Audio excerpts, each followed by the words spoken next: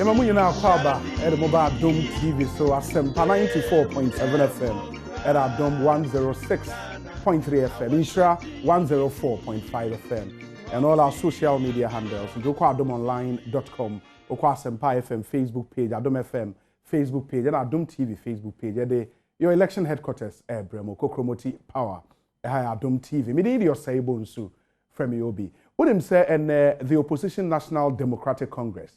Everyone parliamentary and presidential primaries but across the country 276 constituencies. Munim say Ghana her current parliament there were 275 constituencies.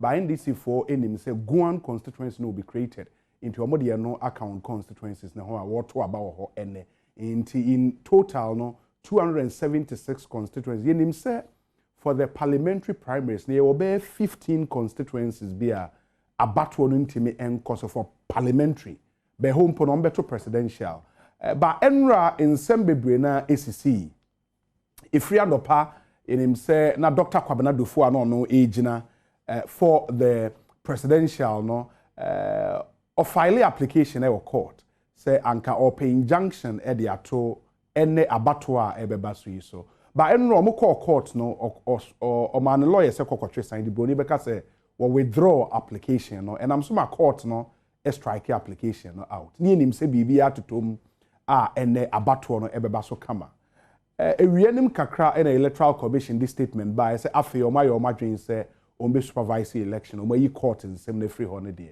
ba nwumre no na Dr. Kwabena Dufo san here press conference e dey sem tuja say afi we pull it out from the race completely inti ene so hwe abatwo na e koso na Dr. Kwabena Dufo is out inti aka John Dramani Mahama and Honorable Kojo Bonsu. It is ensem bebre, but men shada ankasa bebre. Me de mo be ko Ningo Pram constituency. One of the hotspots for the NDC in the Greater Accra region. Nipa mienu na agena. Number 1 on the ballot Sam George. Number 2 Michael Tete.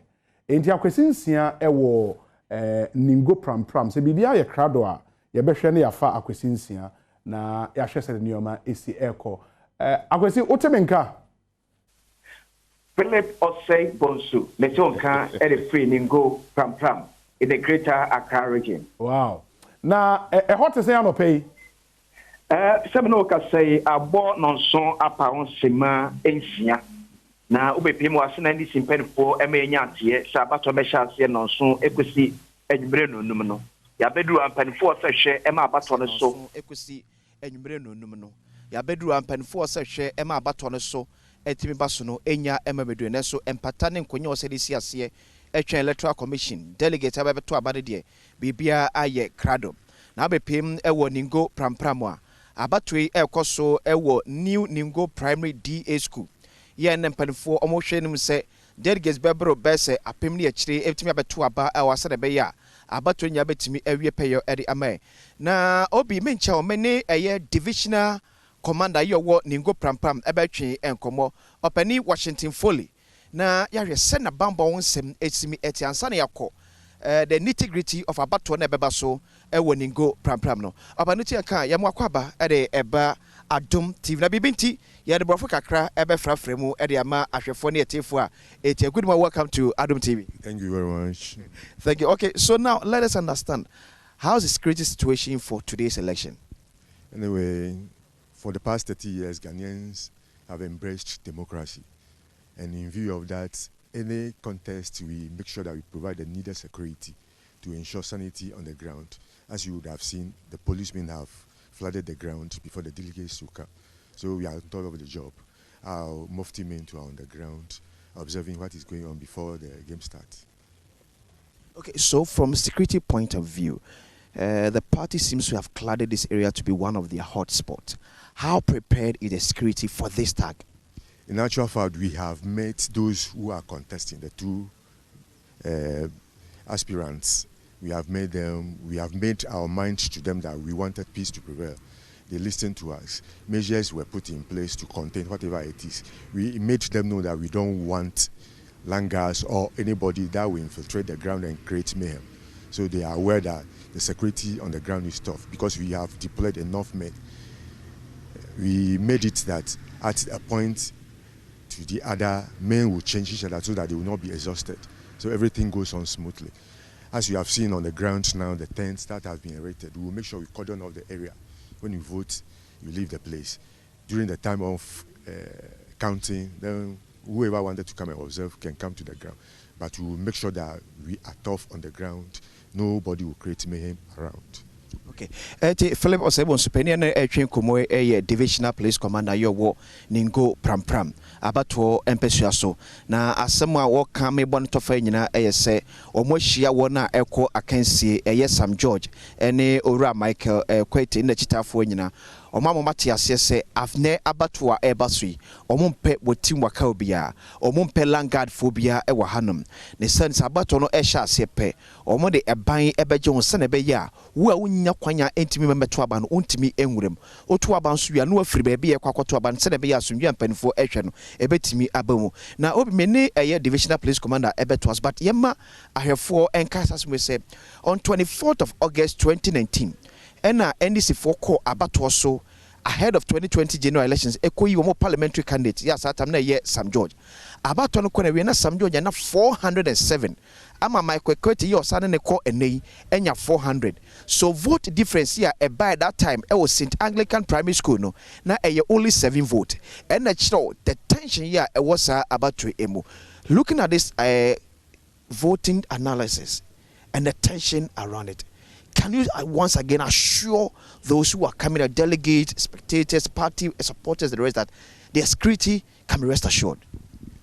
The public must be assured that we are assertive on the ground. We will nip in the butt anything that would mar the success of the election. We can assure you that we have liaised with our regional command, the Inspector General of Police. They have even put standby men who will assist us. Our men over here are overwhelming. It's only that I will not tell you the number that we have brought to the ground. We will make sure that whatever wanted to disturb our peace over here is contained within the shortest possible time.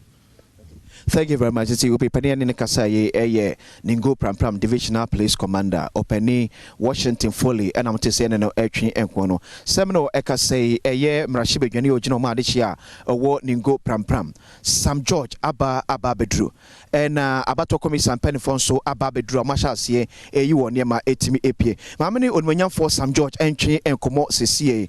Oka and Penfua, okay, Etienne Battery and Como Samno Casonia, please from Penfo and AD Asia, na Omodi and Komobi, a Brebamwa, Yabatri, Eddie Abena, Yano Itree and Como, Naja, on sweat me, and I hope one I see Edema and Nabatwe, ya, Eberson, it's over Pimo, Ningo Pram, dia, Obi Saminoka Sebi, Biad and Aquem, or share a Machia, Mabato Commission Penfo de, or near more Beshe Abatonina, Swama Potonet, me repairing Ababedru.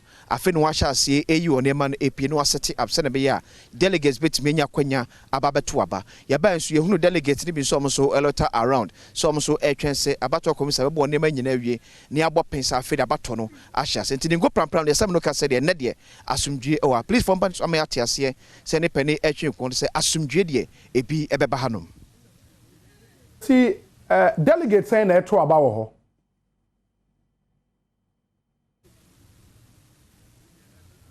Se oba eye ningo pram a ohwe ni se delegates every best 900 ereko apim ho no ena yes kaso metimi ato aba enede. Oh okay 900 na se wo hwe ahoboa bebi omadu sisia na je se wudi wani bubu abe time no abato na nsa betima sha ase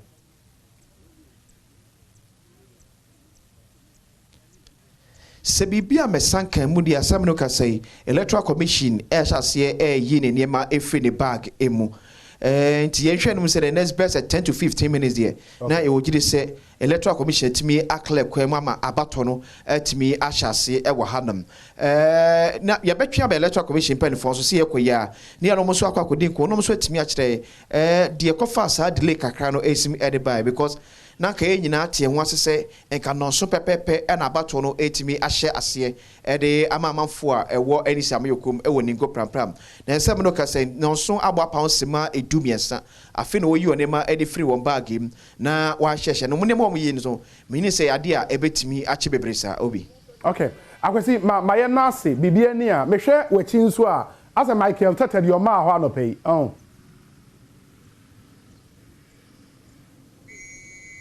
the marketete enya emedru hanom nipa wadi kan aba Sam George na oti falling so machia na eno so ya police for no ene sansa abato commission panfo aba bedru na enche abato no ba be sha asenti no omo so falling in places na ba bia be place obia no otimi akwa kogina awese konna bia okobia no bambo ne asomdwe betimi ayadwuma yie wo honom akwesinsia yedase papa bibie ne yebesan so aba ho bio koso na bo adwuma ema nti akwesinsia na yeten can reporting live from Ningo Pram, one of the very, very key constituencies. Competition is tight because Michael Tete, or a former constituency chairman, last 3 years or contested, said now we see Sam George Bitino with just 7 votes.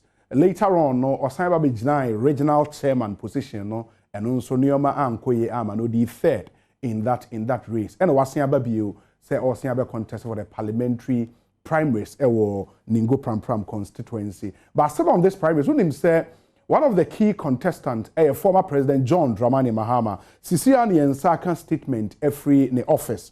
Na statement neka say John Mahama thanks NDC executives across the country, announces TNT package for delegate. And essentially, the John Mahama campaign extends its appreciation to all branch, constituency, regional and national executives of the NDC for the support, encouragement, and overwhelming endorsement of His Excellency John Dramani Mahama during his 16-region 276 constituency tour.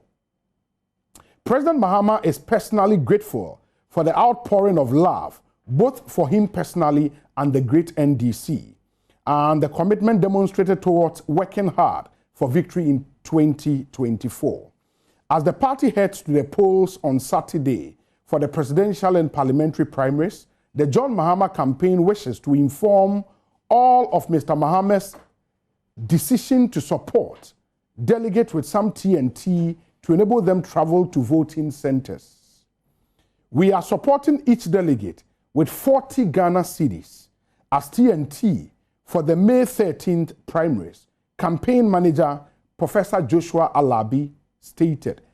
He explained that the campaign support is not a replacement but intended to augment what the party is providing to all constituencies.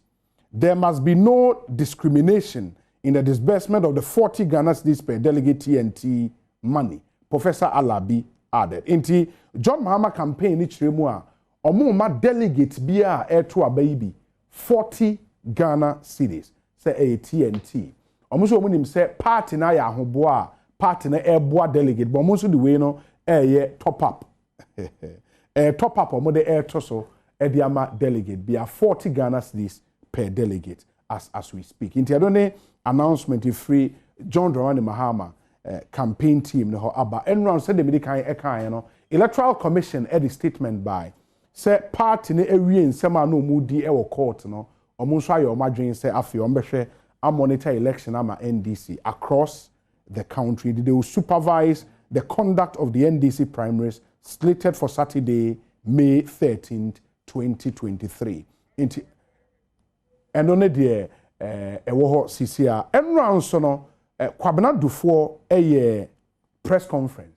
Now at the press conference the announcement kese etu just say elections are no were pulling out from the press conference.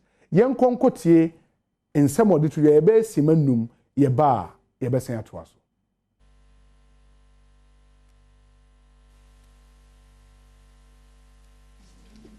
My friends from the media fraternity, how are you doing? Good. Happy that you are here this evening. May I start my press? Do you hear me? Yes. Are you here? Yes. Very good. Ladies and gentlemen, my team,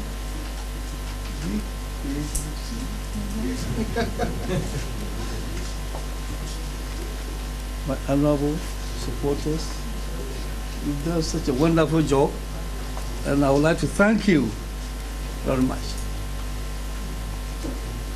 My friends from the media, on Thursday, which was yesterday, May 12, 2023, the chairman of the National Democratic Congress, Mr. Sedu Ketia Johnson, in the company of Honorable Madam Betty Moore, met with me and my team to discuss the challenges relating to the voters' register.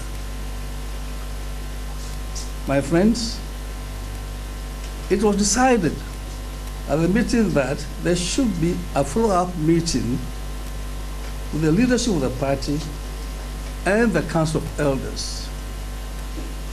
Today, at 1 p.m., members of my campaign team and I concluded a follow-up meeting with the party leadership and Council of Elders of the National Democratic Congress, NDC, as agreed after instructing my lawyers to discontinue the legal action whilst we work on resolving matters with regard to the voters' register through the party's internal processes. My friends from the media, fraternity, at the meeting chaired by the former Speaker of Parliament, the Right Honorable Edward. And to Dr. Kwabena Dufo and Motene can press conference announcing his decision to withdraw from the race. Inti Medikiaka initially ne nipa miensa Kwabena Dufo, John Mahama, Kojo Bonsu, and Kwabena Dufo is off. Inti aka John Mahama and Kojo Bonsu. Means Hemre yenko Ayawasu East Nima na yenko shedi yeko su ho. Minu ya Chief Jerry Forsen. Ewo CJ, what mean ka akwaba? Let's say. So Philip Osei Bonsu. Nima boko de. Adom Nima boko. Super. Na hot to say is here. Well, Obi, and I pay a 4:45 and a bit through a Nima cluster of schools. Ewo Nima ha ahana batono koso. Ye bit through hano na utmose binu kwa honoma omoda some of the delegates supporters pa maybe hunum rantia omote take canopy say na sani ade share ni tie wa hano. 3 contestants no obia si canopy ewo kwan no so kwan no ho wa wonim ba bia Nima cluster of schools ewo no district police command no e near chedbre almost canopy because and share ni say omo ma delegate bia kwan na onwura school ni mu ha na ye to aba no enti delegates ni na ewo abontene na contestants no SC canopy so hodin konya SC ase dia ma wo mo a womo etete ase enti anapa na ebedu ya no we saw some young men a womo etete canopy na no ma slipa ma de ache na kata ni ne mu kakra but ebedu na gate ni atum enti ewo abontene ho a ne omo hwe komo kakra na so omo hwe nim say electoral commission ebeba na say hwe ayawaso east constituency ye hwe nim say delegates there 1040 delegates there 1040 and ebeto aba no enne na semede fa contestant o ma wo mu kina ma to wo mo so aba enne no a the incumbent member of parliament enya otiso sisi ya wako 3 times dada the third term mu no we a say osen wini a no ko the fourth term honorable Nasa Mahama Ture and order number 1 on the ballot sheet honorable Nasa Mahama Ture ono ye Mashebujenia otiso sisi and the otosu mi no on the ballot e kanem Mashebujenia na owo Akwetia constituency and they honor yet deputy director in charge of legal affairs for the NDC honorable Papa Jamal and so unity ewo Ayawasu East constituency hanuma ono na metiaka say assistant dynamics ne kakra because the third contestant or yet Dr. Yakubu Azindao ono de 2020 of primaries no one honorable Nasa Mahama Ture a contest mo Lucia but the appearance of honorable Baba Jamal no assistant dynamics ne kakra na ma competition no ebeye clean e wa Ayawasu East ha pa na utie honorable Baba Jamal o say even though ye wo no wo Akwatia oho na obo no bra ko school nyina no ne life nyina ni ma ha na watena owo ni fie wa hanoma ahaya no ta amafo no enimu no oni oma na wa ha nti ebraso a say wo yi ma se bedwani a one obetimi akasa e dia ma constituency no parliament. And you no point out which or they contest and Dr. Yakubu as in a political scientist. And you also so this year and this time no also per se so far security very tight. Our police for our the Nima District Police Commander Chief Superintendent Maxwell Ajiman on the men no more police presence heavy. Main kind crown or makes me a kind police for close to 100 one more about one chassis, one more tititia, no more airshins about one ever chassis. It's anything. I pay an electoral commission for air share woman and Nema, Mekai canopies 1, 2, 3, 4. Venue Hanoma, electoral commission is my phone. I say now almost a share of Maniama, yes, sharing say, and Chidiano, about one, ever chassis, Iowa East constituency. Precisely Nima cluster of schools. CJ, the man is a memoir home so Matessa Kaswa near maybe Koso Hoya pipe glasses near the Adua Kaswa in Yabeko Kaswa Betel. Yaba Messan Swaba Hobi, you CJ, home so many young Kofi Jeho. Kofi, Otamenka, Aquaba. Kofi J. Otamenka. Metonga. Fantastic. Now, Kaswa fa pote na mo pictures aye hui en sheda anya nika car glasses are pipe near there. What's happening? Then e koso ho. Obi ye koso nya ne se enen NDC for about no omo airfo na Kaswa no saje ebi kan ba ya entopa ebi kan epiemu e party office no na en se de bia no enye Odibo ayeshan kombone because name say the grounds on yakra the say confusion bata ninya say maybe when no mtu some beto abalo and no just regional chairman so atizu another venue it is about on the menya so dey there me all your grammar because you say o mo beto o kwanko party go to the mtu see no go play school back and they say ni mo ata ebi ko kwanko ebi mi so beto o school back in general is now have about on that menya sure say there about that say the ekika kone there na your one constituency secretary America na papa wa constituency secretary for three consecutive times say the any for the agora ni ka wo yusu ana what say of Adam na o eso to niema eti ni ka wa party ona media accreditation security accreditation and observers accreditation bibiano o de about for the next secretary naso there baby bibiano next naso eti wa park ni ka do chanta brain and ka allow ne o pie baby won no buy no na ya bo the car glass na ama accreditation gum no ya sisa accreditation na media accreditation and security accreditation and observers in accreditation no ya sisa ni nya dia free secretary kamu me no ka say akoya ro so ngade ba tete oba na bibia ni kan ni ma buka ni die oni ni pa no so a wo ma hu ni sa tete ono bie ba no na ya bugbo class na atita ni ma ewo mu nya akoya na Kofi hwan mu na ball glass no ye hu ni pakro what does one who pakro bugbo glass secretary wa minim so ba kata secretary ye mo akem wa kwa ba de ba do meto wa do TV so na e ba ni tan na ka no park no we bi pa no bugbo mi hu o se findra ba 3 days depending on what go up and down ya findra na ya around ya remember one na park car no because I didn't want my went to monitor. It's not only that car. I'm my channel for tight done flat now as more. Yeah, probably except the accreditation, accreditation for media about 15, and then accreditation for observers. Those are the things that were taken, and then 3,000. That's 3,000, yes. I've made a report to the New Market Police. Who suspect will be well? No, there will be something suspect. Yeah. What I can just say is that accreditation, meaning for what is the person going to use accreditation for? I don't never use accreditation except for this internal election. So someone may say this internal election is going to be now. We'll be able to apprehend them. I go back to much way. Yanato. Because I was getting the better night of our and of the two gospel truth. Region, from my conscience, origin is there, a constituency, and a year, the Marano, and my find a young revenue for the primary. It's a revenue, a communicated to region. Region never said anything. 2 weeks now, I'm okay with it.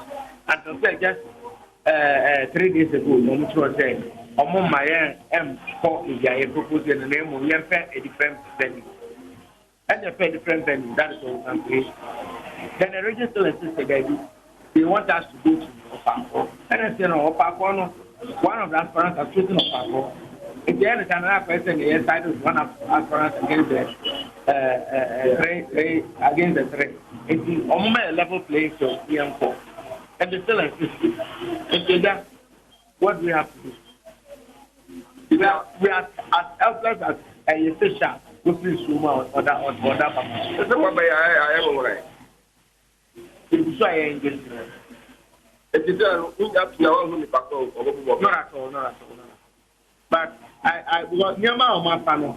Anybody you saw, who know where it's coming from, because I've not even given one out. If there will be you saw, who know where it's coming from. So let's see the parliamentary when you go to Zambia, I'm not correct. I am one of the media for the security for the end of January. And I've been or just 3,000 Ghana to the end, and it can get 10 million. Or whatever around the security for every moving to it, you know what I'm before. Now, me per se, Ubusan say, or suspect is a winner. Pure theft. Obi na said I be the care near we are now. They are now say linked to elections. I ever see any tension at all.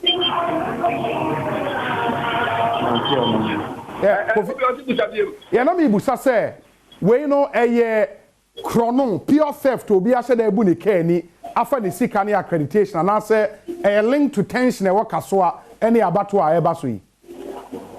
Well, and then it means like a link, and what I went to report to the police and they said my car has been broken into, and these are the items that have been stolen. Okay. Yo, Secretary, yeah, that's it. Kofi? Yeah, all this. Now, Electoral Commission in Penny for me look at the young girls for brown. We're party of the Ghana, me for girls who have been doing a lot of that. Among for Chalican, who is here. The party had to do and I was there. They are for the country. Okay. And the girls of the young with their party, I'm going to press conference here. And then they are elected and the Ghana. They can't connect it.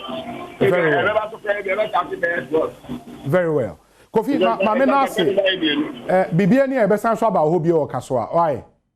Yeah, that's in the Adenta constituency. Again, one of the very keenly contested constituencies. Adentan constituency. Honorable Ramadan the incumbent ba ekukuda mienu na contestant no. Kwesi Asempa ewo Adenta. Asempa kwa ba na ete saying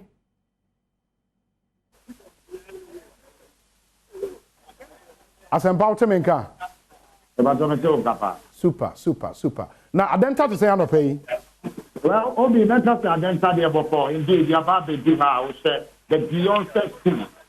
And a battle for the Adom constituency. Make us say about 2,776 delegates and a battle on my by a sharing with the but currently over the donor classes. 50 officials that were security so how BIA travel for a battle. Now, Yama a tip on your phone with the Adom constituency of in 2004, the first MP. Of Harry Hammond, indeed, no, and receipt to Kojo Lafari. Kojo Lafari safety of our little receipt to Asimo, and Asimo, so and receipt to Yahweh being after more. Currently, MP of Otito, Mohammed Ramadan, of 6 years contest, Epi, Nana Oye, and the new entrant.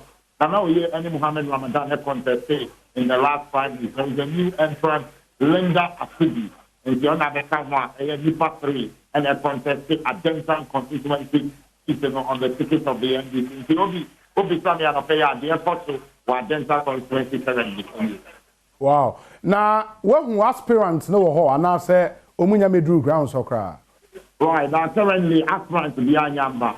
delegate no na trooping in and kakra but more contesting the do you get a sense a be tight said you last 4 years but you say SCB create some real good presence our constituency or one delegates be din komo a et saying well the and come on my fancy the housing down and I think so opportunity flat over because some of the delegates about campaign and the guy is here I'll be so manual a bit retaining or be said the most almost there ya bread there I was seeing many papa from no contest on the ticket of the NDC but indeed make us all be contest make the area very very tight obvious to me that I mean a bit until the land ballot is counted.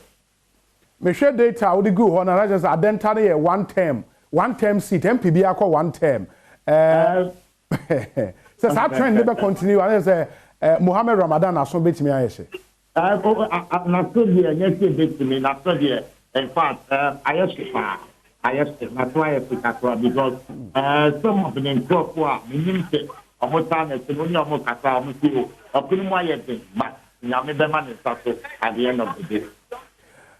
Asampa me na say bibia ni amesan so aba ho wo adenta ye da sepa ma ye nhwe ne ye ntoa so na operations manager edema the Kwabenadufo campaign a former national organizer of the NDC openyi ya Obuatin Jan wabeka yensa e wa homa so me ni ni nkomotel na fe yemra emetoa so openyi yem akwa ba AdomTV so ne Asempa FM and Adom FM ye nuan me wo Inshira FM Kumase enso e fa yen bibia bokọ de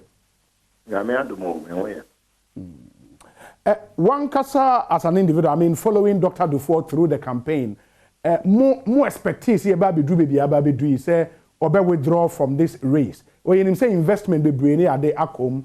Did you expect this, me pacho? Well, Obi made that be brain. My main chair, une, Obega for studio, and I mean, chair cheap for near for every no pay. I mean, Casse. Mra born for no. In fact, I expect to see and never baby. If we say we had a very successful campaigner, you go around and I'm up for SCA as pen. Oceaniana a Kosovo former, like I say, I'm up for the brave and so I may almost say. Nipana Yamana could be and say, can you gonna for the break and it Mr. Sunday can for the Sunday party maybe to me. And you're moving them so sana near the democracy, the identity, my war party, the Mukra, Sana, a Pua Pontia, and no mamma for a GD away. But a buy no yard, no question, as a film kaka, if you say, and run or and say, see that the ban. You could see a council of elders, no more, a year, Muma. Omono see say fire technical team any national election directorate technical team and go your concerns na your reasoning na in fact the guy no see no ebe mo afa general secretary NSO and your ma technical team no members national headquarters in be see technical team no we be kan wo di ono and common as say on ba yet me and say yes some night they have to get you could do a campaign officer and who say TV so general secretary chief a press conference we are no afraid and national chairman of Babe Kanya or road map send no more about phone the cost of Albania that say I didn't in bad fit because you know translate SCA na say by say dia na just akoya flexibility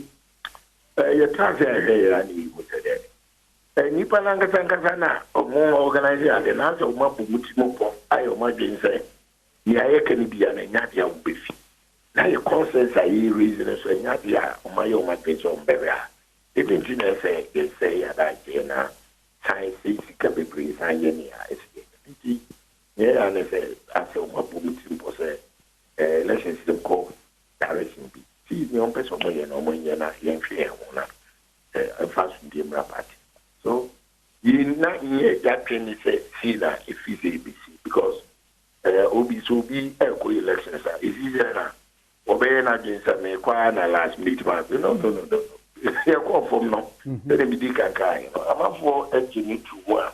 When you soon say na baba ye adibia the ensem you reason and no question a genuine concern. Amutie na supreme na nka mo hwe ye to be there ya. Can never go. But you see, we won't end there. We'll make sure, sir, next time we'll be a year that Biano will be our contest to be an say because here is Anna. Every another Biana, you have some personality, individual being here, some and your party. It is a cost to say, wounds and not party, no, the fortunes, no, and I don't think some of us, and no, I pay. And I can't want to party. And a party may be more good to the and we need elections, be more better. And to quite a fast way, we need elections, 86 years. And yes, in a net yet. And yes, we'll be seeing your mere reforms, Premier Momodiani, every say better to near me. Ye, Nipa, Gina, Temne, just a dear Temnocram may become Manu, what do you for you now? I don't think it's there. A man yourself, Nasana, and say, but. Then you who is here. Now, many me who is there. Service and previous as any panom way saying, maybe a moon and party. Now, yeah, a party here, a party, no, and now so that can be me to bow party. Who continue to do that?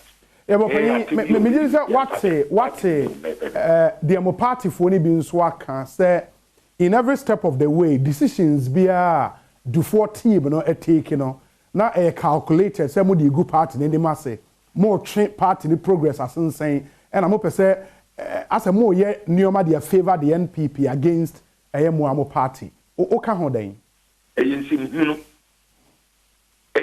hunu pa na me obi do NDC party sin ya boti ya NPP ni wana ba mi fi boni NPP voting ko pa mebo from studio beside people in PSA.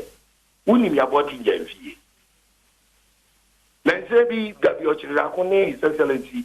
A job of many mamma. I was going to feel no good. No more good. One no ponum a party no and the animal same fire and call MPP me about in that. You see, all kind of creep piano and not going to be say. Open sayadi. Mother, you be in full position. At the Bible, former His Excellency John Evans Thomas, Yame for the credit. A tumra ye koto aba I'm will be the party in any movie. Obi, what is the course in an contest? Yeah. Well, no power be in full position about Belmo. Well, yes, sitting president, or one that I know, yes, sitting president. Or be contesting. Now, your dear Kunyasu, 1 million lose close to 1 men can't say 1 million, you lose close to 1 million books. Yafaya could be in 2020. Yenya had parliament 137. Now, President, yes, you lose over 500,000. Now, the men can't say.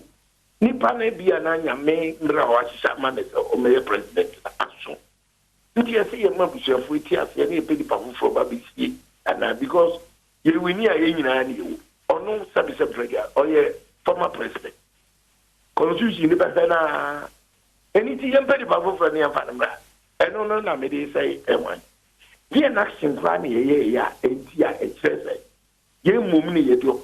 Well, you see, sometimes the Nipa bin Yana a bamboo. Now, me, Mamma Bambu, because I'm conform. Mum, a free chain party in the TV and no more baby. Yeah, but Omonso Casse, so car that party na bo to put this together. Now, we court last minute seeking to injunct the process. That's in good faith. But your car party number will be. Omona Mokas and a cabin or marble. Party bend the walk cabin. Papa na ya omoka na semo ya je we ready consent no. We try 500,000 Ghana. A filing fee. Yeah. We just of mon kasa. Na fanse mu we wan e ka kire no. We try 500,000 Ghana cedis as filing fee. We see 50,000 applicant for. Pasia call round, unim ye call round, unim kayabo. Mom yenano. And even before then, Niama would take my party for crowns and all dream was about it or no. Ya mom kika sansi no crime and person. Or my body anka. Papa ni tibuti ni bottom yisika di tia party for no car. Masa, your party headquarters is you go many buy pass right here. Hey. And near many be wa ma or monka, so we might be a baby or no car. Say or party aboka and aboka or party aboka women car party. You move be no more ye national executive committee members. Why governor Namsolo? Nanye Obi Otuo. Only your be breeding. There na ya omoka. There na ya omoka. Omina can say, oh, nipa bakwan he didn't go. Sure. Presumptive flag bearer. What's it? Presumptive leader of the party. That's a muhim is adia. That's a muhim say, nipa bakona, open some modern inquiry. There went in as a movie nominations, Mamma for Baby Chiska. Now be a nomination, anybody Baby Chiska. No, who said, why I would identify one because I will bring a channel. Who needs to learn us all coca? And that's what we now say, ya did your position yet you want. But you move in a perceivable true position beam. Sabiam, Momodian, for party, and the shepherd, and Sherry Papa who phones him. And it is a baby banner ye car. Omunya me can omunya santi muruna ya okeka kasa obi me one the NDC party say me in any way nipa na ya nne omuna hurujire na chia ye ndi omudi ye mu bi no market no omuni mkwa ya nipa no fa so ba be yo ba fayi omuni say ye mu bi no eboa ya na ya boa sometimes omunya sa na ma na obi na But one other thing, and so Kafra. One other thing, so they say, Sisia no now GDA say Dr. Kwabena Dufo ne betimi aba. I'm a free opposition as saying aba abayemo. John Mahama, you don't believe can win you power again. Sisia Dr. Dufo e pull out no. Meaning say 2024 so enkoye mamo na. But you say, Mrs. Sisia na Dr. Kwabena Dufo e pull out. Unim se ono na nkebe tuma babeje power amamo no. Kase 2024 enkoye. Ya can't say me I can't say. Yena ye ko na ye kokoto aba ni wie. Na ye say asuma si ana obinkin na ye de no ebeko akwakodi ye ni mo a. Ye yina ebobo modia na ya bonto emu eten. E dey decide the panachi. That is exactly what we have said. Say yen traho en kase nye Dr. Dufo ni ye no ntino me ba be fold me ha me party ani NDC okay obi a ebe yi ni bia no makasa sem we dada but omunya saade na omuye no a access obi atwene ye na say yempa ni pa from ra ase jamono do person wo say party na den na sam mutuo ya mutuo 2016 mo dia mo ama say nipa na wi 2020 yenya ha parliament mo tia mo ama na wi atemni bi say ya mudidi atem no ade na hode a mudidi atem mo fanko so the one am konko ye campaign amani paring and in any way obi yeah chibu endi because to be honest with you campaigner na ye no 2020 2016 na trimude campaign I'm telling you the truth. But what chance ask Maria Dr. Dufo Bamuya? Well, a former president, one campaign away. One campaign away. Dr. Dufo, I'm a pushing away campaign pound. My man, me candidate be a message. Yamafi fraction. Eti waye yipa wa otsa ma Japan wabo. It is a obedi ni mu na osia ye campaign bi mu a wasa ba bibia oni grassroots na kasa wa mo assurance anything now no party man no be gira assurance so dia man no so no matimi aye tumaden first no ani so be me kwa na be just na wo kan ya but we kura no aya o regional executives nyina da mu campaign team members constituency executives ni nyina ha campaign umu obi kura na so won preso o tie wo fa unnim na kopo so pe ne ye de executive sa suba na ifriva sa suba na ifri ne ye friend grofo ya ti se wo ye campaign ma we na wo ye se wako kese se wako kese na se kwa Ashanti region na omode ba beto we Ghana web so regional secretary ni nyina esi omo dufo ni be 22 calls na mon pese ye be deepin internal democracy where party no and ye mon ka se we ba be di animu a ono ne ye de be kwa kosimra se Ghana for pomumpo ono a na be candidate a kosimra ono abeka se minko bi na e fa se amfa foforo mra na ke ye nya na sa me de tu be bi amenti ase say ye executives no chairman ne yi ne de and ye ba gidi ye beto aba yi ni pa foforo na say ye to aba yi national chairman well lusu amagina secretary america olusui so no na de adena we de enya ya na yedi atem enya ya na yedi atem say wudi du fo achinti no o pese o say party no na nipa na ngasa na ye de na kwa ma say chire ne ye de asoma ne say won koto a won kwa wa ko wiegu baba ata ti chef frama wa say ko wiegu na si da bi ma ye soma say nipa bi ni enso nipa fo e no ma bobo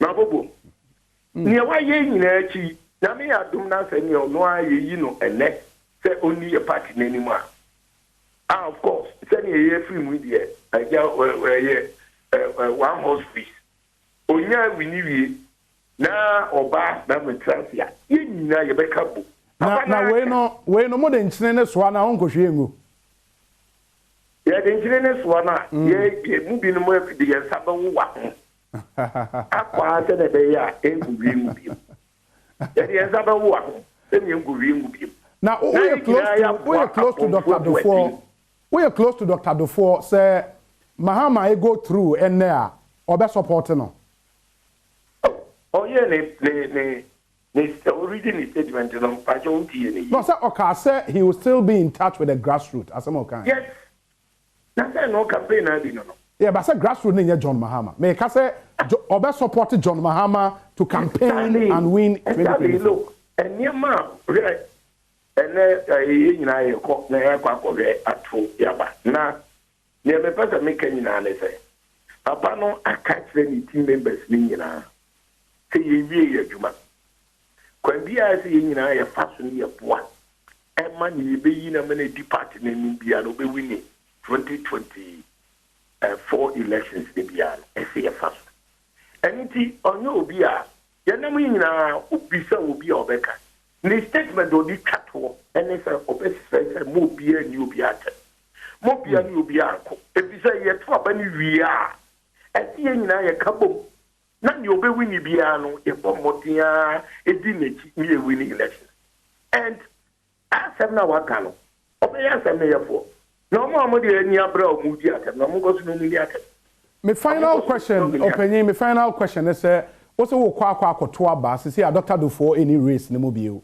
Kojobo nso John Mahama why na wota na chi I think we are obi sami me nka say why na obeto ama no me say me nka say why na obeto ama no me say why na o support e won na vote me ti say national executives no mo regional na we no 77 previous me here adwuma wo e ko as national organizer that's by the mamubi intime me gina bonte na me nka say because farmer we na because but still presidential obeto bi obeto me to say not to be. Hey, wow. Not to be. Me parliamentary zonato. Mat, bibiania be san so ba be din komobio. Why? You be. Me da se pa me show. Ya Boatin Jan, former national organizer at the NDC, or ye operations manager at the team Kwabena Dufo. Yemfri on yenko Eastern region. Eastern region so very, very interesting. So we call Ebuakwa North constituency. Yate say parliamentary election nyadi ebetimi abaso ewo ho. Presidential and ombeto. Sentino NSA regional chairman Dr. Mark Oliver Kevo ewa homano. So doc, akwa aba na te saying Hello, Doc. Doc, what's your name? Okay. Yeah, sure. Name say Yebenya Dr. Mark Oliver Kevo. Ewa man so no ye regional chairman Edema NDC. Ewo Eastern region. Ba ahomano intimi entutu mo ebehwe ne ene no edi enkomo. There are issues in the Abuakwa North constituency. You would recall say Enra na one of the aspirants ewo honso na just akobeji injunction e there are 2 elections ne so in the constituency. Eventually on also withdraw the application before the court. Enti ye hwe se afei abroyi puma kwan mu abato no betimi abaso anase nioma etesen ye behwe na yetumi enyane ne ene no edi nkomo but there is a statement and ye ka say no say mo amohwe o TV so no be hu say English amount from infoni and echegu videos yenye through exclusive and echegu no English amount from one very key constituency Honorable Sylvester Tete a certain MP but he is on the ticket of the NPP NDC for so on best wrestles our seat nibio but yano English amount from videos and echegu no but let me read for you statement free NDC National Secretariat efa Abuakwa North constituency elections no we a letter from the General Secretary of the party, Fifi Fiavikwete, to the Regional Chairman, NDC Eastern Region, or say, suspension of parliamentary primaries in Abuakwa North. The Functional Executive Committee, FEC, of the party has suspended the parliamentary primaries in the Abuakwa North constituency. FEC took this decision in order to address some pertinent issues that have arisen in the constituency. FEC will in due course announce a new date for the primaries after those issues have been addressed. Please take note and comply with the directive. Signed, Fifi Fiavekwete, General Secretary, NDC. And it copied to the constituency chairman, NDC, Abuakwa North. In the Abuakwa North constituency, there put your whole elections no on hold. Yeah, she said, you been Mark Oliver Kevo. Doc, what you mean, Akwaba? Na bibi aboko there na ko pa daroma ya primantem so far so good bibi aboko ye da nyame ase enti ya te se Abuakwa North General Secretary the letter abrel say mon suspend the whole elections no can you confirm sanete met me confirm as General Secretary enra o ma mekrata copy constituency chairman so as Abuakwa North parliamentary elections. So say elections name you know the no. Sure. Into parliamentary there no. And I'd say a fata born to so because say on waga sabe sape eda or the maya na ya dia kwapakoto. Into yama stakeholders no aswat as Abuakwa North presidential and corner the better aban. Okay. In Jomba to presidential parliamentary, it's interesting because him say one of the aspirants, Sanko Beji injunction, to about one so or withdraw an injunction application. No, and what really is the reason? Not intina still I'm putting on hold. Yeah, sir, as part of a negotiation, or did you two echo withdraw? And I understand, say lawyer Georgia Parado, a national youth organizer. No so free primatam say na a party penny na on abranti no ne lawyers no etna na ema ojitum ese obe withdraw and as part of the negotiations no nyema bi o ha na abranti no so say constituency elections management board no omo anye ama nyema anwa na kwa ama no etinu osusu say was say abatwa no or the tabo atoso to avoid say the whole Ghana just because of the AC Abuakwa North said the whole Ghana bibia no esa atwesan no na I was national for eje ne terms no etum and one of the terms no say on the postpone elections no na ma hwa ma constituency for na aye na eso mo ye no anfa na abatwa na koso. Oh, okay. Okay. Yeah. And apart from Abuakwa North, no, which other constituencies they won't hold? Be honest, say yen to about hokra. But but 33 constituencies in presidential no air cost. Okay. There are 7 constituencies that parliamentary candidates no more call on the post. Okay. It is a memorable the moment I am over file area, the best veteran on Kwana, obey candidate, UPM, you are deemed to have been elected. It is Yantoswaba.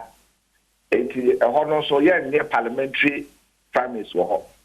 And now already no strategically on that part Nakasa so action for constituency assigned that. Okay. Yinsuano Akwetia Lower West Atem and Franklin South. And around so National Day Wakam North Ababeka Huntino all no 21 constituencies and a year to parliamentary elections no ewo.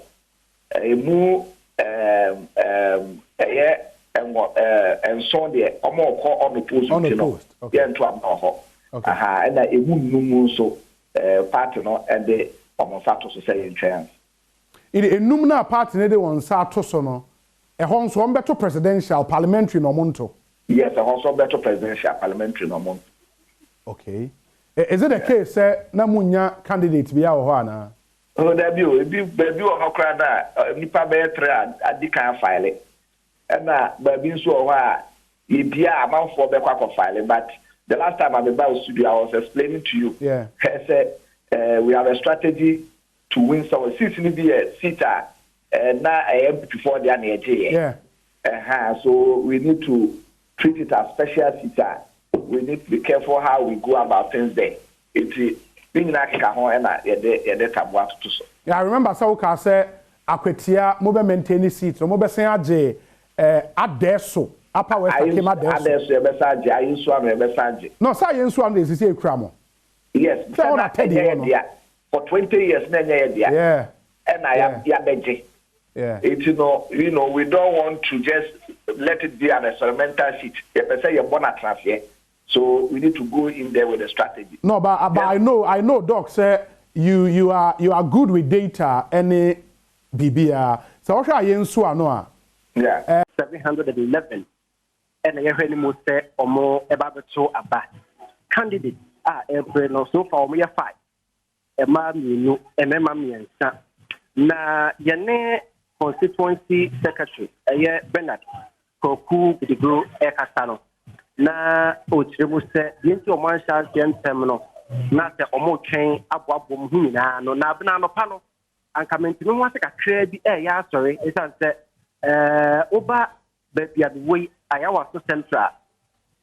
That gets me in a William Ewa Bontene, and now Hasso Anopano, a young pian temper, and see no question, na delegate no a book for security. Waha, Mr. Ghana Police Service, Waha, or more abo by Sadabaya, delegate no to me inside her. But not a show net to a money a yana bomb in Tino, or Mother Patapa, a Pia Donoma, and yet a pussy for no, and a Jomo Sam Kaka, and my delegate no issue for almost by inside, but Yaman Adom, and Penfash after to your mamma to say the Asubiaba. About Sono Ebusua, airport me ha many can. Nipan or Hamu teacher Mubes at your soldier or more at Wabana, any must say at a Webe and what no 90 na ye dia asunti Rabana. Yo, Matia Demnum Kosua, dear Chile, and Mamma, Ademnum Kumodia Maniboy a free, I was so central. Nature said, Bibia added an equamu. Na yemra fee ha, na yentua sonti, openia, what coming home. Yamene ne hyase Irakojo Aduasare kane adenta emra sebejani na ye no ebon kobo na de wobekọ constituency baako ni go pram abato pesia no so na benim se ja as a party man de would me ho history ni ade ebisi sa contest no ano ye den esan se wo hwe 2019 difference of 7 na Sam George edi ewra emra sebejwa fie expectation wo efri honom no well, personally, the MFU says St. George should be able to retain the seat. That's what I think. It's going to be a keenly contested but St. George, to a large extent, in the last 4 years, camp MPs 5 to me, for their party and the views and the of the party in Parliament. I think he will be counted among one of them. Okay. As their representative in Parliament, I think he's done very well. I don't know about maybe a constituent, like I said earlier, no party in government, I say developments at their core. So, we will say na MP's common fund at least. He can't but and on my campaign say MP's common fund may be ABCD. And the amount involved, you can only use it to help individuals. Okay. What I say, will be school fees, will be health bill, marketing. That's all you can do. It cannot build a bridge. It cannot do so many of the things. I be a community, be here, now more pep help, be a bit with this as can I. Do you understand? Relatively. Me no such a sad year. I didn't know almost cost so the sad year campaign. No, we very well say the MP's common fund now open, and I would do when you have to soon. And yes, I same way, Matia. I'm the master to her, wanting to hear on TV. I had things I will be MP, and as will be a corporate MP. Like I said, I had him. I said, will be okay. Because we will roll, I will play. Do you understand? You know how much money is committed to you. Okay. Assembly, Sika, and you now wrestle. Within your own common fund, the crana, yeah, the mound. Assembly, no, sanction the use of it. What you say? Oh, now because you find your way. But oh, yeah, checks, you know, you free assembly near the abroad. Mate. Now watch chama or more as this or the mom. You know, who need sa control. Sorry, maybe say, I am quite someone say, a young tea say, Mutaka Mubaraka Casa, yet your kind.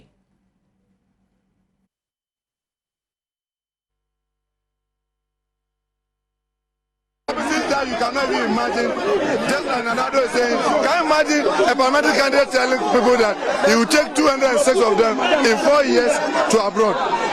And people want to believe that. I mean, somebody who just says anything, he himself is not credible, he's not even finished school, he has never done any work.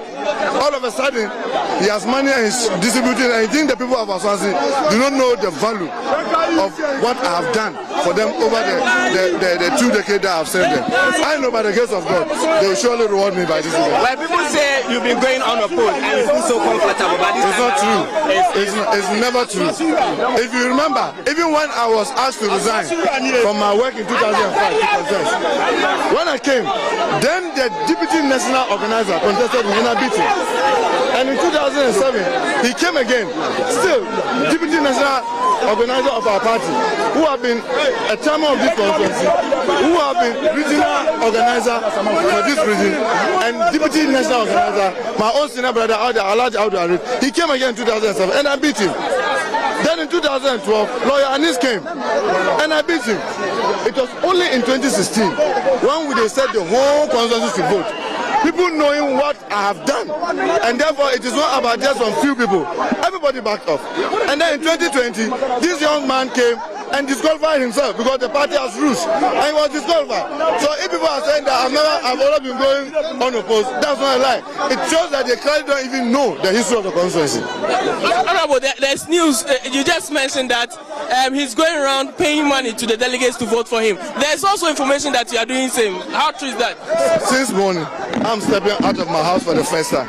So if everybody's telling somebody's paying money, try and find out who is paying money. Thank you very much. All right, so that was the incumbent member of parliament for Aswansi constituency, Muntaka Mubarak. Emrasibe Jani otesu se sia e wasanwase abato mpesua so Muntaka Mubarak na wotene kanom wotesu obi betumi asore se maba me motoma a medimba enipa bebra ha no bekwa brochire ni ade wo se eno no nyanyina so nti party ma no emomani na ho oredrasa ye bre na so 30 seconds de na beka che delegate any party mo se sia na ye sorry. Oh, yeah, that will be us, say, Onya, and Wabotre as a party. Now, some dear kind ACC, not a man Crawford, a bit disorientated. I said, Basso, say, Basso. I like the way I come. Now, you're fair penny for now, Mututu and Amor. And to me, Baswa, Bibia, Echo Torting. Intino, me did say, the way I Yanya, Sabotre, they buy a bit 6 and so on.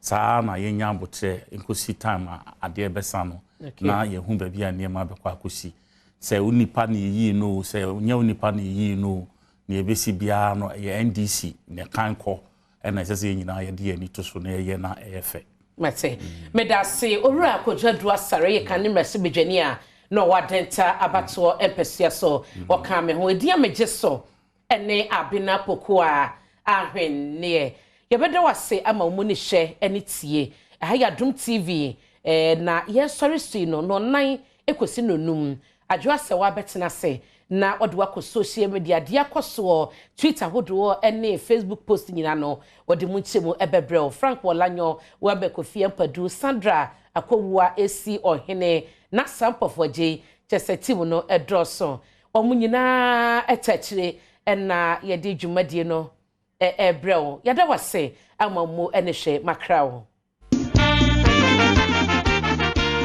Michael Kojo Bonsu wono ahene mi bosume ne de to sonson afia pem ahanko ne adusia bako 7th November 1961 ewa Sante Mantema hinkro Kumasi ofri offenso okosuku ewa Tamale Secondary School efri 1974 ekopem 1979 afei oko Drayton School in London yadowo England 1981 na juma titira woye dwadini afei owonimdie ewa agwekansie amemwo eho wosanso ayemanyuni amanyonsemu dibre eni obra wabo womuni okwa Asante Mantemu a ogina Asante Mantemu aban na musini nti na ofre no Kumasi Mayor every 2013 kopim 2016 afei dibra hodo a wadi ewa adwuma a wayemu eni ebibrem atoya aman ni mu no waya na musini a eni dibra eni assistant marketing officer Dema Adidas Sports Company afei waye Adidas Skate Makers Manager ewo Ghana eni ebibrem atoya aman no emu na sabre no wonam na dwumakuo so edi dwumasuru pii ema Ghana Football Association no enkanka eni ye national team Black Stars enkane na wono ena wodi Royal Tamale United boboku no enim wasan aye executive member ama Asante Kotokopen afim pinuni numnimu wojina pre GFA titina ni dibre no nanso kwasi nyantachi eyi ni bofom a wanya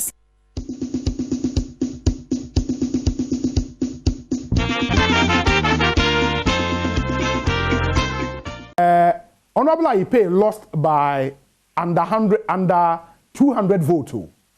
Yeah. And mind you, sir, there was an independent candidate. There was an independent candidate from the NPP. And yes. So factors it's obvious the NPP, when they do their things right, will come back for their seats, no? Yes, but every election starts from zero. So the more votes will be. And I am more for will be. I have started to on the actual. Yeah. A lot of things have never been from the time I announced our results now, I pay a lose yeah. On our part and on the NPP part. So between that time and a bribe back 7th December 2024, a lot of things will also happen. And until now, we have to be very careful. I say, I say, we have we need seat, no. It is sitting here NDC there. It is a primaries. No, we need to be very careful. Okay. And until that is the reason why I said I was Nimdiane friends are pantelibly said a bear seat with the assignment. So we recognize the fact that not any we recognize the fact that presidential we lost presidential there, but we won the parliamentary. So it is a winnable seat. You better say we need you, depending on circumstances at ABC. And a lot of things will happen between now and 7th December 2024. And that is the reason why I am very careful. And I'm sure the party people don't want in Swallow. It is not like Obi percent or impose will be our party force. No. But then at the end of the day, even if we will open nominations and allow contest, everyone their money are there, we need to get certain things right. And for now, we think that a very early say a better idea. Dr. Mark Oliver Kevo, may I see Bibiani Abesiaba Bidin Komobio? Why? He is the regional chairman for the NDC, Eastern region, and Moten and Kano. Yemfamonko Central region, Cape Coast North, one very, very key constituency. Central, so a hotspot in the Central region. Ibrahim Adams, Ibrahim, Akwaba, Kokromoti Power, your election headquarters, to Nibibi Aboko. Obi, Major do, Cape Coast North. Ahana, or Cape Coast North, Abato, or Orokodo. Ehona, Reketagan, wana. Dabi, Ricket was south. Ricket, Cape Coast South. Sure. North to then on the pay. Obi, you can say, a chamber or chamber there, no trade up once the man and Electoral Commission is my fault and Mupu has a say. Now, Wabra Mudu ha, son up once the man by a denominator 715. But what was now my Electoral Commission, Lord Chill by Harmon, or your Richard as a certain common phone to be sent there, or then now I commanded the maybe wounded or chamber there. I feel the worker for electoral materials or your police service. One answer, wasn't about until you shall find the one Chibia, we would answer better than Mabry, and no trap on the man underneath or other electoral commission from the Ebudra. No, young shall bambo one some to tell or to Koda. You may remember two or your police for to do now, you ha, or your regional police commander, Uncle Sample one Chibia, baby Prim ha, was the name of Boshes or Orokodo, regional police PRO, Central Region, or a DSPR, instead of Pong. Also, my literature command, I'm not today. I want the wire card, more can I there, or your electoral commissioners, my family put nature about Royal NDC staff and also by the net, over by BBR Accordo. And yet, I say, Obibiara only Cape Coast, a high year no. West African Examination Council, Mr. Wayek, when I say, about to Noro Cordono. And big horse, in your horse in the room, and a water, don't water for court, I be or a car park, a hot no water, Abano. In Peter accreditation. Please, the federal more member.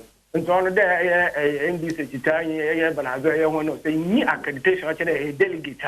In Yanta have been your con, into Abba inside. The mouse so and some job from saying get accreditation in your con and by. And when I watch an Adrin, I can say, outside the fence wall, open the Hojuma.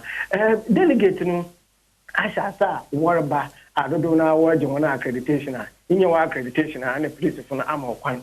Emma, about inside. And so we Cape Coast North is the year when I would original, but we try for you more.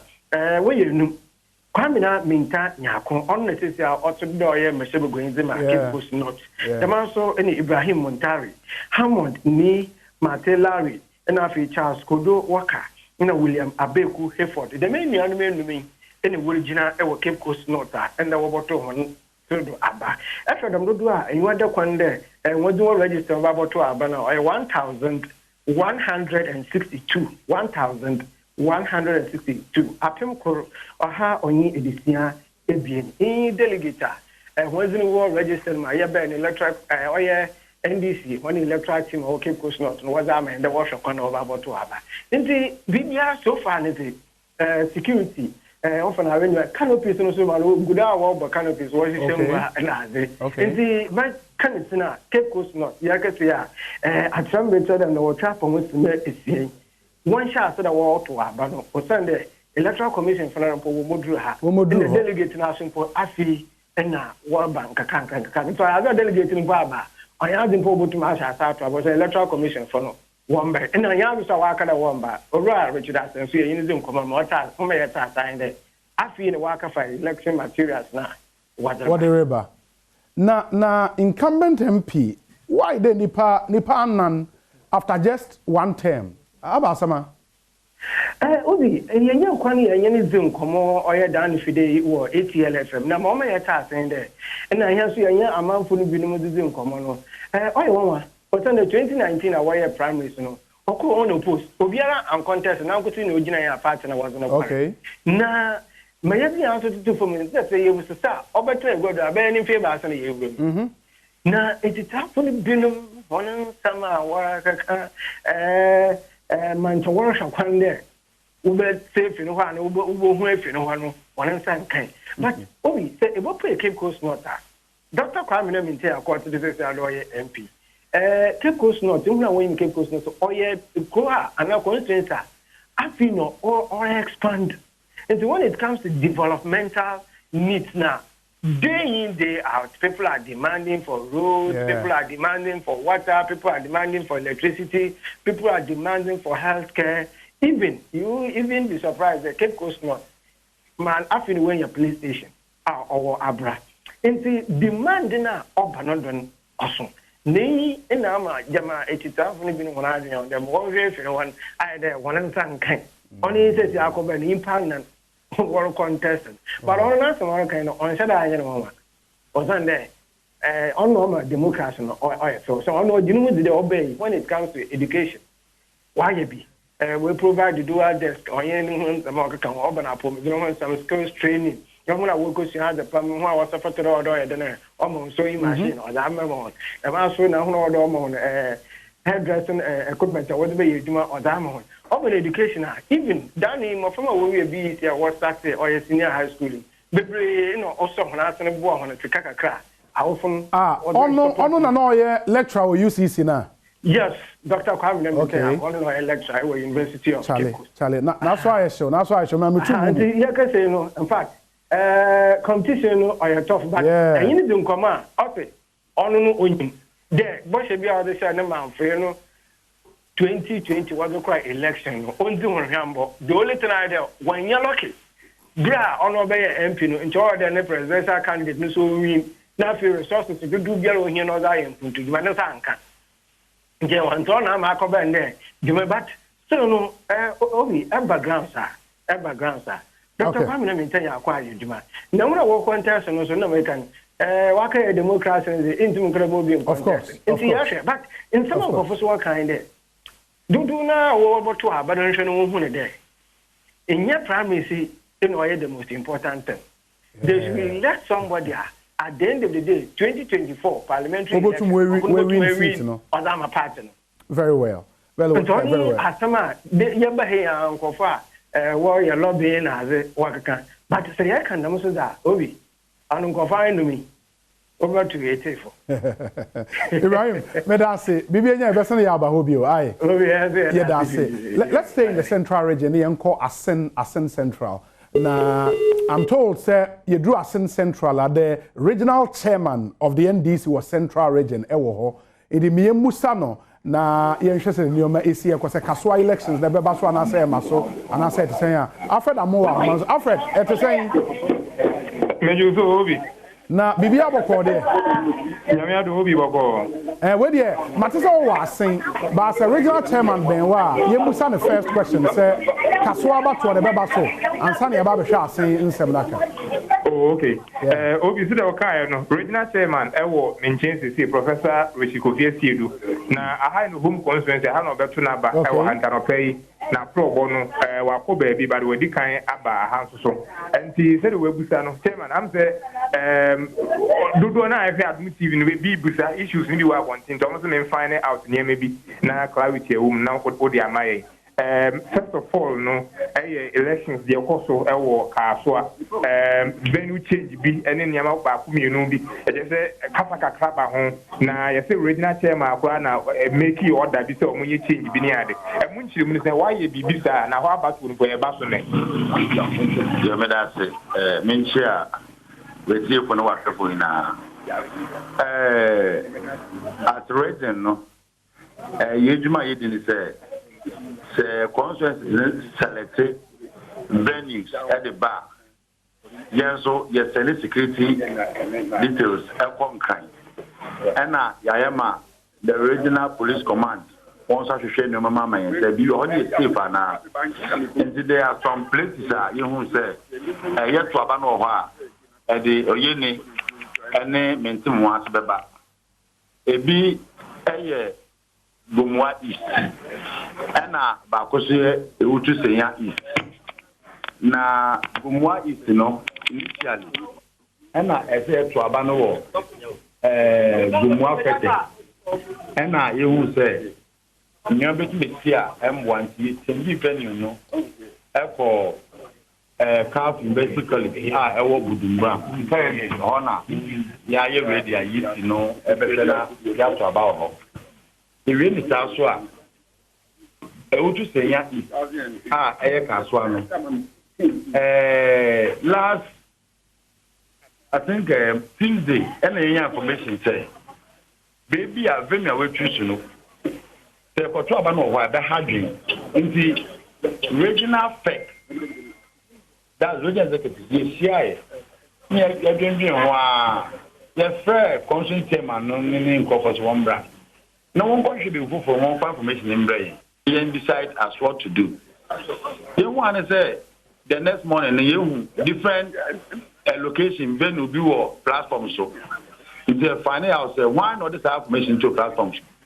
And you will say obeying interest because initial investigation you only say here trouble no wa maintain one sleeping bc into region decided say if baby a diet out to about what some riba and then of Anchor DA Primary School Park.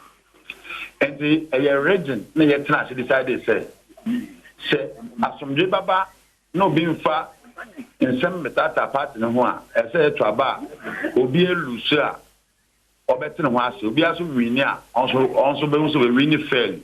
And I am a Kaswa venue no yet changing. I chairman first venue nearby I change you, but I don't know. Moana Muchusu, I don't know because a whole venue is a big favor of views or whatever.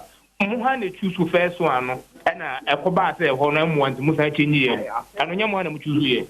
Nathan said, yeah, or that constituencies, no. Say one call. One meeting, conscience meeting. Now one choose venue, okay for them. Into a bar, and I share me now say, maybe we choose no a beboa election. I acquire now. Into a channel say Mwa and a regional as a son at the amount. Into his own theatre, what happened, can't see any and you report mankind. So this is the area that if it's a baby having into as a regional.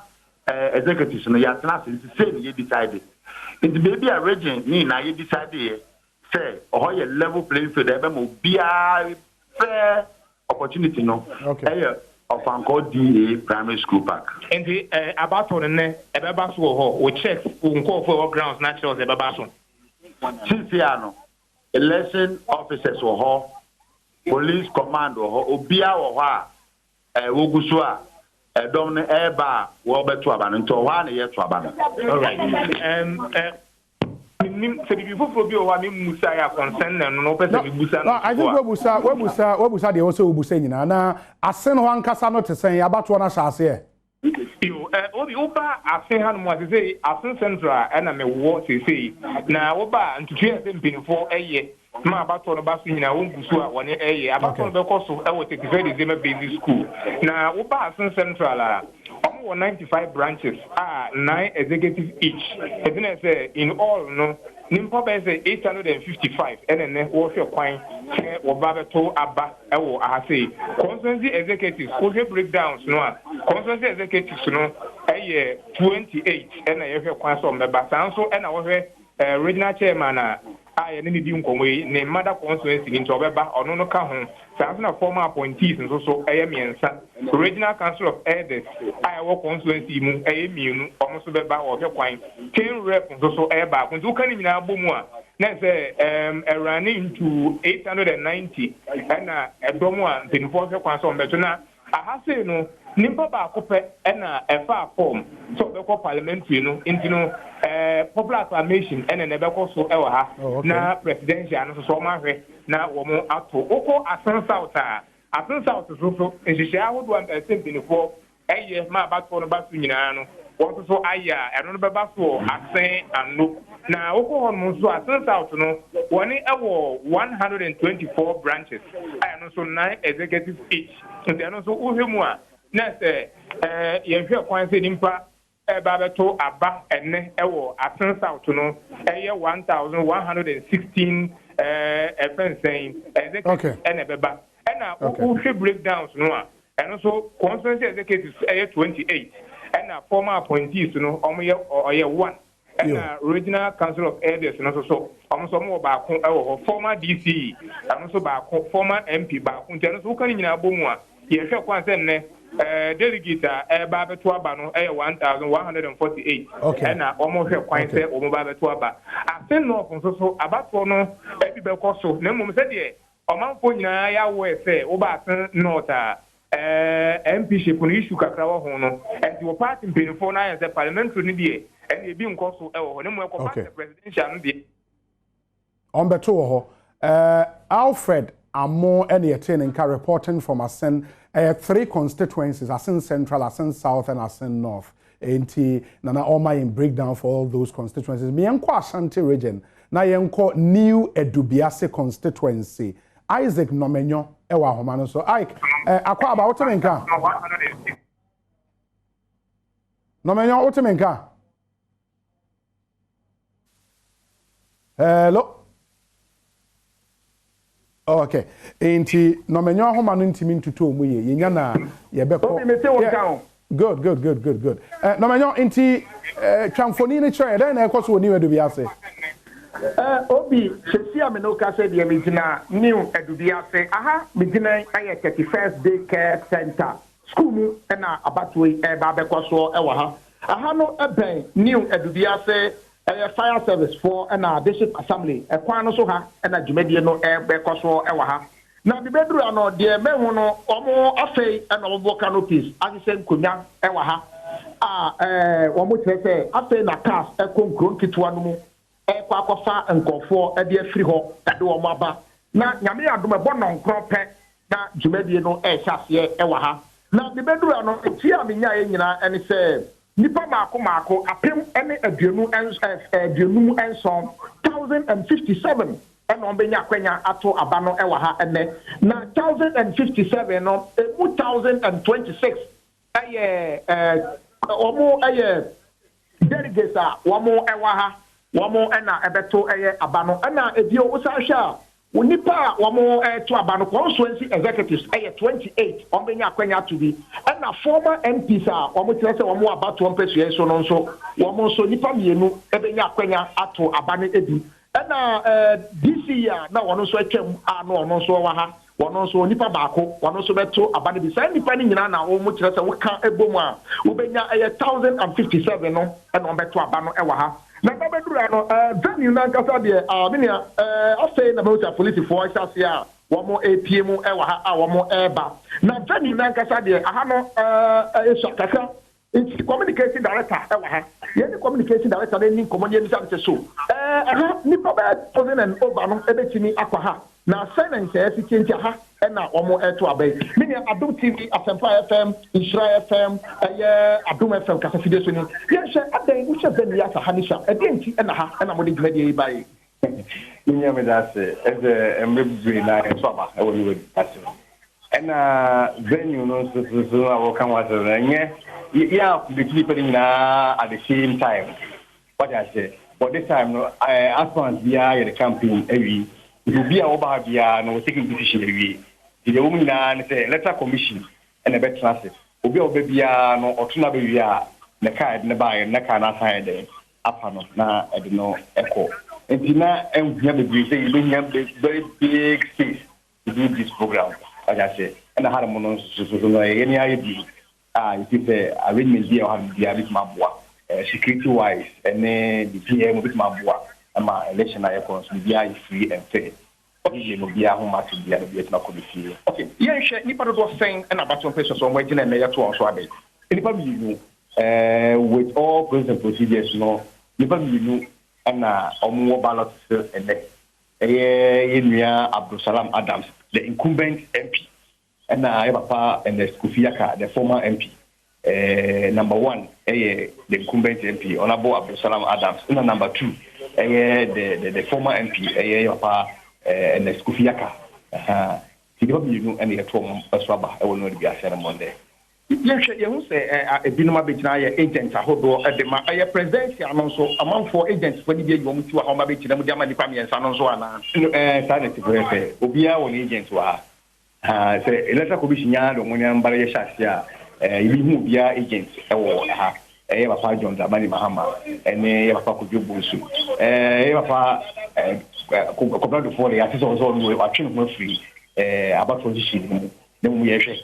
Because you who be our media like say watching free about friendship. So but with the switching media no agents and a true parliamentary aspirants now so only in for more obegina omanem o venue halemo me was a police for no aba mo no wo mo je say police wo do sen na wo do wo background so no die me mean me kan disia was ni na wo police commander horomo je de nkata komano o ma fa nye di komo so mo man che ba se e du ana se ni ensanse de me kan disia ba me say a police presence no for the sake of security police presence will be here. Everybody is making a chassis as you see, you pay what happen and then do bear 20. You said made na so non crown. Now, when you said you had a moon, what the church said you had a moon, couldn't see no. You couldn't go much but you know, I was a casting just at here, eba, or more be arrival, be eba. The chakra, and now people so bad on Chebby or so, has a be but on a vehicle. Uba out to you, like Okanata and Oko. Sane, you know, Mribia, Sana, you know, Tisana, you are. That's it. Obi say, and communication director, Abraham to 4 a day at 2 a now, to see a local service commander, our mentioning why we grounds to have. I will be said this question, say, Nipani been where I may be there for accreditation over the Buswa. Will be said, oh, back a dance here, and yet of new at the Diasen Kwa and about one at the air Coswell. The air Coswell, or what is, I think it's the Nipa Bako Pet and their question crowd, one who are and pretty one. And I am Mampenia say for the option no matter at the end of the year. If dance from Muswa, a dance from Nipa Bako Pet, Joseph Asuma, one also Kwa and one also air Coswell, a Honoma, one also no Mampeni for the end. Yo, no menyo ye beda se echia yetiefo ne wona wo hwen e wa dance area ho nyina oboase akofrom niwedubiase and all those areas yeda munyina ase in studio ade a mempanyefo aba be kansai wo studio ayenche mo beti wonka ye were reporters all over the country said the kan aka no 276 constituencies across Ghana and na abato ekoso e wo ba bi wo ho a presidential no koso baby but some areas no parliamentary nyade ombetimi ato abanebe nti we'll be going around the country as and when your reporters be ready no ye be call na yakwa won na mo nso mehu said the newman AC airco but make us say ade regional secretary of the NDC abekansa e wo studio ha the honorable Theophilus Tetechai or a former MP e wa Ablekuma Central constituency or sounds na Dr. Jonathan Asante-Ochre a senior lecturer at the University of Cape Coast. On also about the cancer at studio. Doc, Aquaba na apomi ade. Bibi ekoi. Cape Coast boko. Na minchade. Edanyamiase. Orabo. Ekoi. Obi. That's me who watch this. Yeah. More than. Regional Secretary. Yeah. Obi. Hey, Greater Accra issue. Oh, Bibi aboko. Sir. Wow. So how the baby about or baso every constituency? Yeah, but some constituencies, you know, omunye parliamentary elections. Which of them? Odududu. Odududu. No, yeah, only presidential. Oh, okay. Yeah. Neil and Tivanda Poyo. Exactly. And then what's happening? I'm a parliamentary, no party and young clear for parliamentary elections. Oh, okay. No parliamentary. But amount for PK nomination there. Yeah. I file it. No, for Odududu, I'm mom and PK nominations, yeah. Oh, but okay. there are constituencies being so presidential air koso. Okay. At the same time, but parliamentary so air koso. Okay. Constituencies say Amasaman. Okay. And also no parliamentary for no, sorry, Amasaman there ya krom omo two ni. Okay. Constituency apart from Odududu no. Boom. Yeah, I think for now, no. That's the only constituency. Yeah. And a parliamentary on whole. Any Ayawaso West Wagon. Ayawaso, Yes. West Wagon. John Dumelo, yeah. Those are the two constituencies. Oh, okay. Yeah. Okay. Because for John Dumelo Muhoyino, what really was the problem? It was in him two candidates are expressing interest to want to contest. No, more three. Yeah. Yes. What's the challenge? Once the forms on the filling online.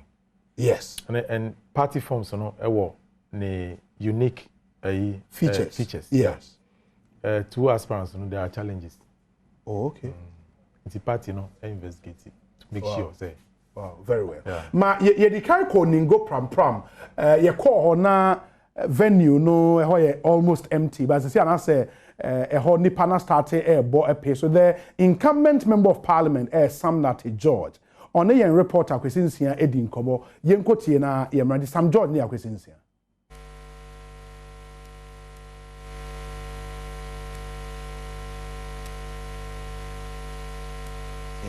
They say fear delegates, but I trust the delegates of Dingo Pram Pram. I trust them. I absolutely trust my delegates. They've come on their own. Some of them came last night, refused to go back home, slept, stayed up. We had prayer and worship session, and they're here on their own. Some came yesterday evening, went back. By 4 a.m., 5 a.m., they were back. The love for me is an indication that in the 9th Parliament, the next Parliament of the 4th Republic, I have a responsibility to deliver the best Sam George has ever delivered, better than in the 7th and 8th Parliament. I owe it to the people, the delegates, who are going to give me a resounding victory, to work my socks off in Parliament for Ningo Pram Pram, for NDC and for Ghana. Near Uye busy because delegates Nepene was Manas be a wire more extraordinary for the constituency and my delegates falling for you. Well, I know the Usha general election, those who haven't followed, they think it's just about delegates. I am blessed by God to be loved by my people, okay, and I don't take it for granted. Before I became MP, in 2015, at the time I became MP, the margin between the NPP and the NDC in this constituency, today people say Ningo Pram Pram is a safe seat. The margin in 2012, the last election before I came, was 3,000, just 3,000 votes. Yes. People have forgotten. This year winning from 96. It's a safe seat. In 2012, the margin between the NDC and the NPP in Ningo Pram Pram was 3,000 votes. In 2015, when I became parliamentary candidate, 1 year of working with the branch executives and appealing to the people, we beat the NPP with a margin of 10,000 votes. When I had one full term, 4 years, we beat them with a margin of 30,000 votes. So in 5 years, I moved the margin from 3,000 to 30,000. Now we've set an ambitious mark to get 100,000 votes. In the last election, we had 50,000 votes. And so for me, it's about the focus of working with my people, letting them realize that I would continue to work in their interest and they would continue to reward me and the party I represent to continue to go forward with them. Since our parliament, MP will report card. Would your school fees? My banner or cost square. Now, Obama will who say Obama year Austrian dear, and in a report card or then a report card by the end of the term. MP will report card your pink sheet. My show me report card for 3,000 or 30,000. Many idea. What about the voting process? No, Sena about to said if I want to say. Don't forget, me you're sitting MPO. And it's on my shoulders. This whole election, the cost of this whole election, I have borne. I am the one who's paid for everything from the EC to even the party's own election committee. My opponent has not put a single pesewa in this, but he's contesting me. But it's fine. As a sitting MP, I take responsibility. I'm a man who takes responsibility. I'm saying my opponent has not put one cedi, not one cedi to the elections directorate of the party, not one cedi to the electoral commission. For all the setup you see here, everything here, I paid for. But it's fine. We'll take care of the police as well and security and everything. I'm the MP. Forget I wear two hats. Apart from being parliamentary candidate, I'm still the MP till 7th of January or 6th of January 2025. So I have a responsibility to make sure that as leader of my party here, the party activity goes fine. And that's all I'm doing. You get it. Thank you. And that's the Honorable Sam Nate George and Oni Akwesinsia Edin Komo, sounding as confident as ever. Say Obitimi Ewini. The last election, said Yedi Kayakano, he won by just 7 votes. Only the same Michael Tete. Interestingly, Michael Tete and no air cousins, and air contest. A very interesting constituency. Ningo Pram Pram. Yeah, share how you maybe see Ako this time around. But Matisa Dome Kwabenya, Gidi Kakra Abba Ewa Dome Kwabenya. Keme Ewa Homano so Keme Otemenka Emo Akwaba. Na Apomi ya. Adom Apomi Yepa or Dome Kwabenya. Na Abba Semese. Obi share ka say the Adom Kwabenya at your time na wabote 833 when you share about na so ha na nti wa so kakra abaha ye aye meje kakra osande contestants na mchire candidates na nda we na da want to put to aba no electoral commission ni wa kasa ase akona oba fada abatu no ko jojunti na agents dodo a they represent each candidate no we na police ho nkomo na ese ona we gina na we ba sa won we je si there won fa agent ebie ana okoro si there won fa agent okoro ono na se a wa ba ya aza wanti wanwasa onamdo ama abati gonya eshatu ha supporters ni bi shat da kasa ma police ko be mu de the one hwe ya wo ba chimbinum nti se at the background na why akasa eyire kanezi de eyire kanezi nti electoral commission ni agent no na da candidate na of friend to floor edu ba ku mention ono not there one for code na the other two so what there one for agent na wonjire ona de man ta tin adwuma no na sesia wa ma de biya ka te about no onya nsha se e wodo me kwa benya obi na aspirants ni na wo ho na me bisa de aspirants ni na wa ba aspirants ni na aba ha na ye ka te essentially na record na ipa ko aspirants ko na oka da record no e bi emeze on akasa won bai one agent na wojina won anem awa ha. Oh, okay. Naturally, my contested last election now oya NDC candidate Akurugu or Ehuna. And obi say ona wa contest this year na ele claim Akurugu ona 2020 wojina NDC. Sure. Won anem awa domo kwabenya or contest the man so na yawo Israel Suli ono so or contest na Chiefros eduba fu mensa also our contest the nipa ba sen na we gina ama watu wetu do aba e wodo mi kwabenya obi yere ketege session da kwabenya about mu no no ye constituency bi a also party delegate wo hwenim da oboto aba nde when this is having now all for do no we 3232 delegates na wo hwenim there about aba na abo 835 awenya nse about na senti yewa yese ma obesi eboko. Very well, Martin. Bibia, you better say about Hobio. Aye. Yeah, that's it. Papa. That's for Dome Kwabenya. Over 3,000 delegates. That's huge. And Nipa Bibinaka said Dome Kwabenya is one of those constituencies. I said, you create new constituencies that will say you to me HM. Unfortunately, from information from your sources at the Electoral Commission, no, and or more plans be to create any new constituencies, save Guan constituency or whatever about the count. I want to be a friend of Sal, and to be the only new constituency is the account. What it means is say oh yeah, aspirant to Dome Kwabenya, you should know say oh a lot of work on your hands. What the echoes of Dome Kwabenya? Yeah, per your analysis of the region. Yes. Dome Kwabenya is one of the flash points. Yeah. Because stakes are very, very high. Because of Nipe contesting yeah. The stakes are very, very high. And on delegates also a dozen. Over 3,200. But what's really the end game? Because it's a constituency the MPP will win. And Debbie Dome Kwabenya. Obi. Hey. Ode yankasa yen hwe we so ansa yen hwe. Ne woman ni say ya mom instructions as to agents are every aspirant at the Beba. Okay. There is nowhere ya state say aspirant in fact 2 agents. Embra. Mama, exactly. Okay. Ya na teacher agent tax no. Okay.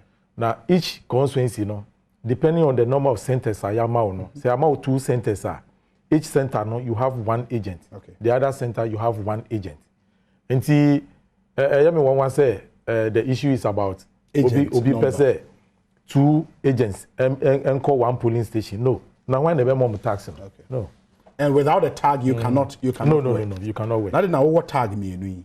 Oh, we have monitoring tag. We have the party. We original secretary tag. Yes. Maybe I be pamim. Oh, a big man. Oh, party. Jonathan, pamim hona yenhwe ufri Cape Coast na eba. Are you surprised Cape Coast North say after 1 term nipa 4 and na ebe contesting incumbent MP no? Well, I'm very much surprised, but not too surprised. And I say, when a party begins to be much more attractive, what you want to say, so politics is about timing. To go for sure time, no say no. Brands when say there are different motivations.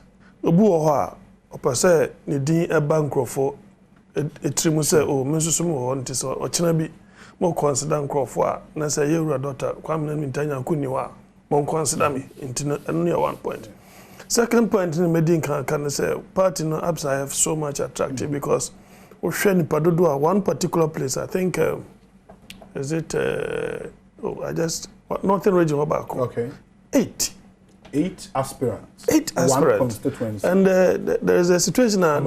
We have 9. 9. Great. 9. Oh. Great. Into this honors are sitting MP no or uncontested. Yeah. Oh, okay. It's very interesting. Yeah. Into the Cape Coast North, I'm not too surprised. About to say Juma Dia. I don't think Dr. Kwame Nkrumah has not worked. He has really worked. And if there is any MP, however very visible on the ground, grassroots, I think that is Dr. Kwame Nkrumah. Because, really? Yes. When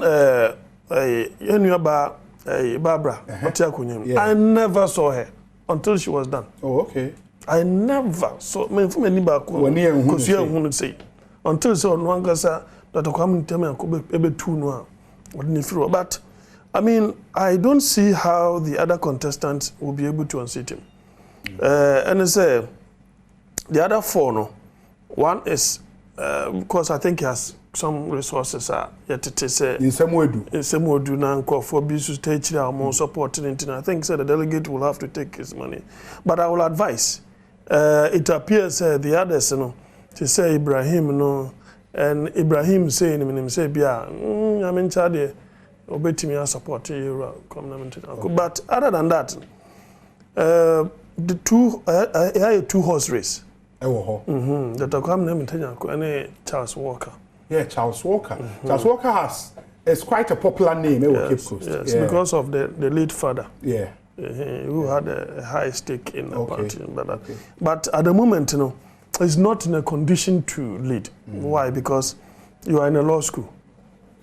Still a student. Still a student, but me findings nature say or say or me advice so because ni mate our second year part 2. Okay. And I would also part 1. So I also hear been to know him sani ade na kofa. Nti nka me my advice say on hwemu na because Cape Coast North no say I want to area schools, universities at least you have the Cape Coast, University of Cape Coast, you have CCTU as well, and other training colleges near Dentino. So also contest here, at least you must be very solid in terms of your educational background. So it is just a harmless advice. Yeah. That I think they are being near to the benefit of incumbent. So we incumbent and the 4 air bar. Clearly, they will split in our family. I think it will be really a shocker, say Olusu, and especially after 1 term there. That would be quite shocking. And having wrestled the seat from an opposing party, that is the NPP. Don't forget to say that Kwame Nkrumah 2020 elections, Yoro Mahama Elusi presidential. Cape Coast North. Yes. Akufo-Addo win presidential. But Kwame Nkrumah win parliamentary. Because Oyobia is easily attracted to both ends. And no advantage so I'm very sure the delegate will have to think of a situation say, look, we are voting for someone possibly obetimi win seat or maintaining sitting for the because party. That is what MPP for why a while said they would want to reclaim that seat. Because some of us are aware of the machinations behind the scenes, especially those who are supporting your Charles Walker. Yeah, Charles Walker. Yeah, so we are aware of some of these things, but it is just part of the politics. But if the delegate intend to maintain the seat there, I think that they should go for Dr. Kwame Nkrumah because he cut across his academic background, appealing as well too. And the UCC were constituency in him. And I'm telling you, yes. Okay. And during the 2020, this man won certain polling stations, being Cedar, on Cape Coast UCC campus. Being Cedar.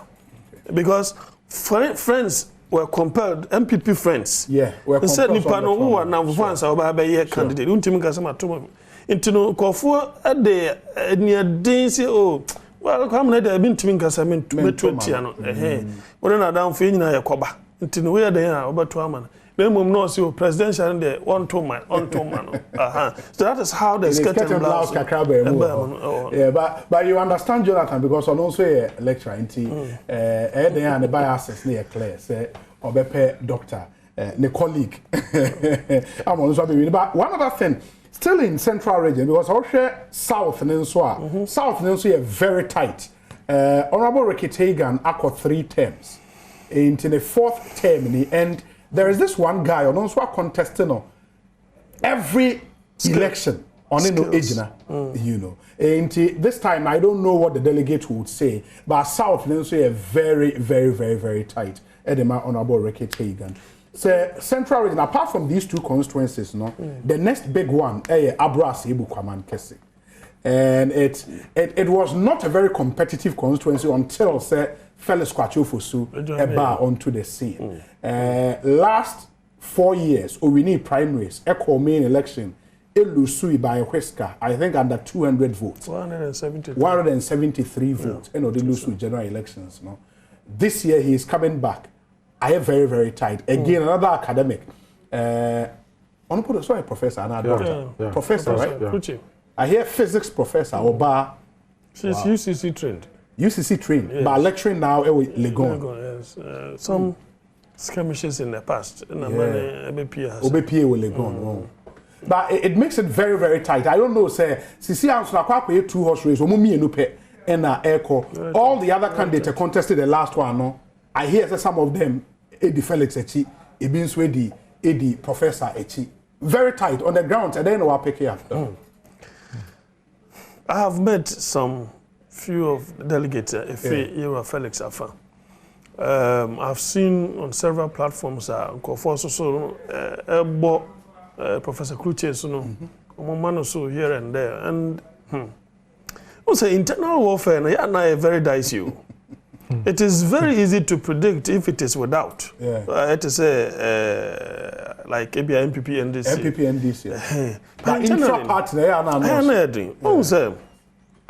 I think, say, at the moment, NDC, a party, they are,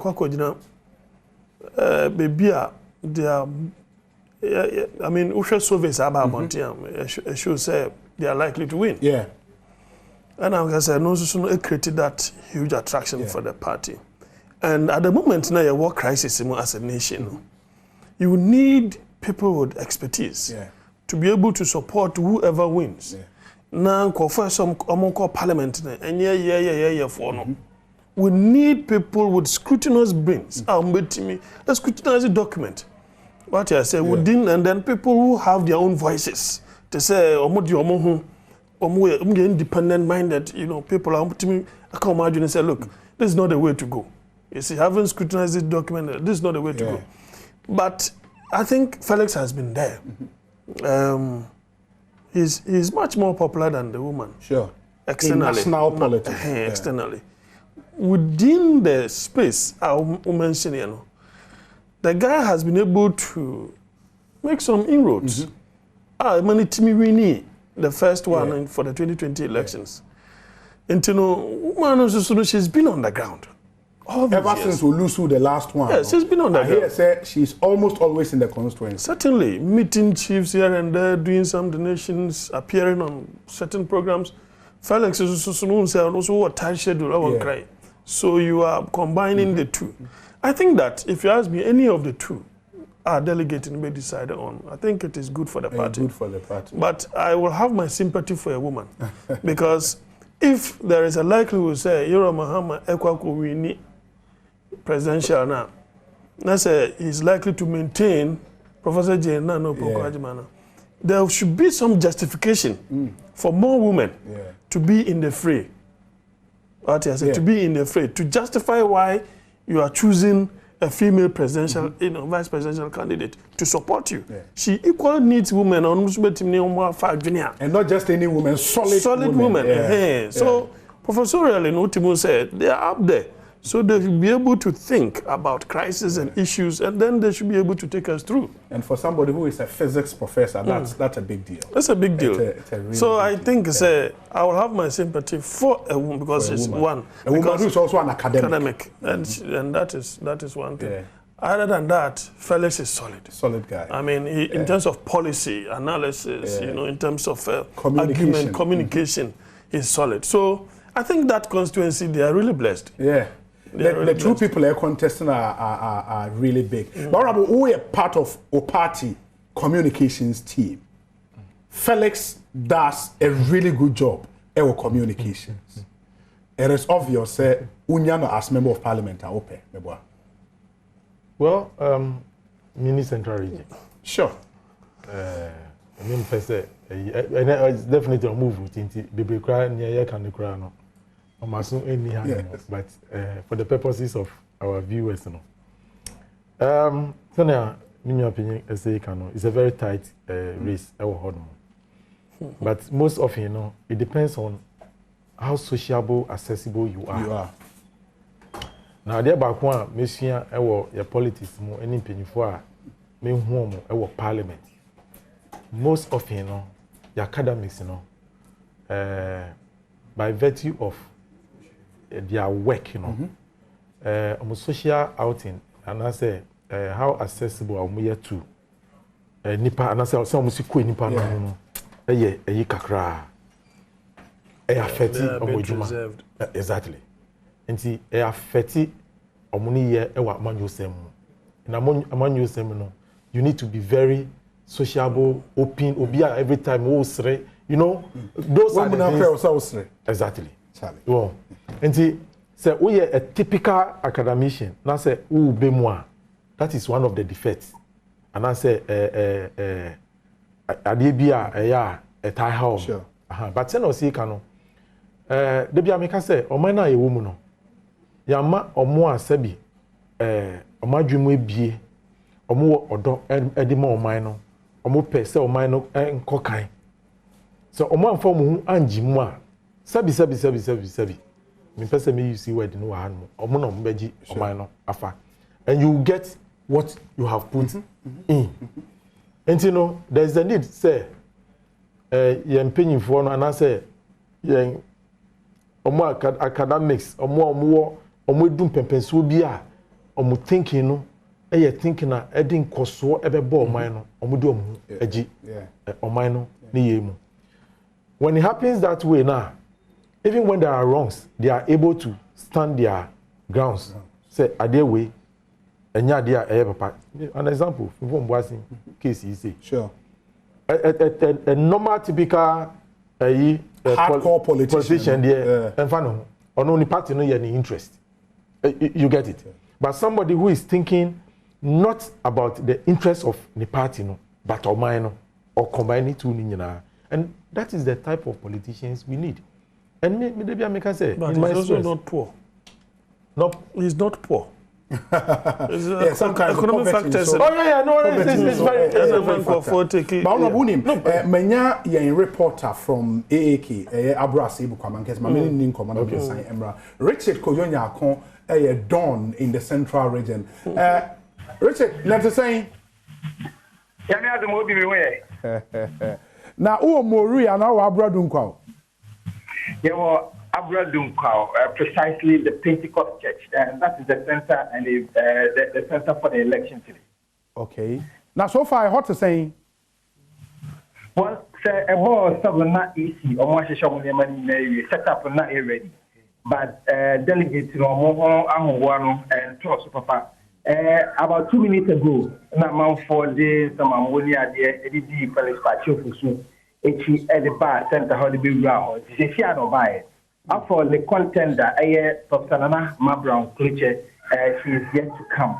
But there seems to be some controversies here. And what I say, only say there were some acts of vandalism here, also abra some supporters from we delegates no omo eco vandalize personal map future campaign card na ye chi omo tu ma e ko beli omo but endra party for no the decision they took in say almost suspend omo endra na jo omo no ye meeting cancelling the suspension say Adom meeting akoto.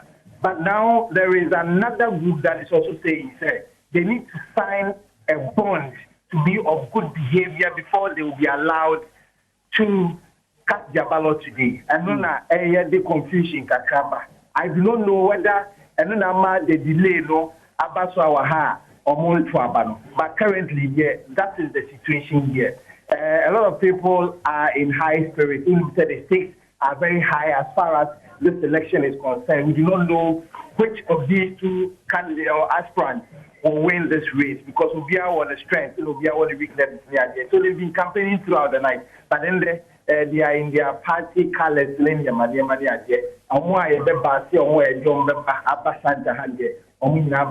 good council, they are all passing them to come and vote. They've been supplied with food. And there was a press conference that was organized by the Central Region Election Management for the regional executive. Now, what they are saying is that they are not going to allow to be a bit careful to be a election with the community. Behind you will be a policeman who will ensure that I do phone, not the phone amount, so that now on found question and I think some security is only be fear voucher about the election venue has there are over 30 police or security personnel or more higher. They are ensuring that the diable for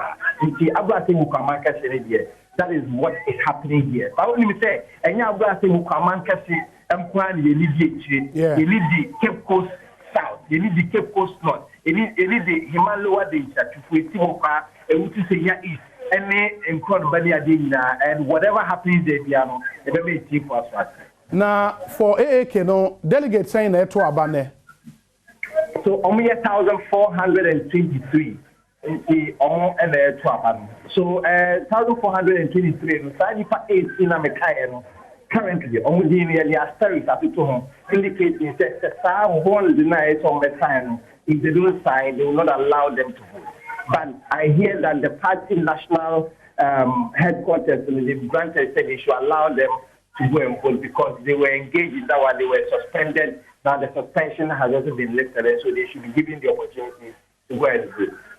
Wow, that's interesting. Inti Bibiania, yebesan so about hobby or abra sebu kwaman kese. In the Koswana boy Juma Richard, yebesan aba. Why?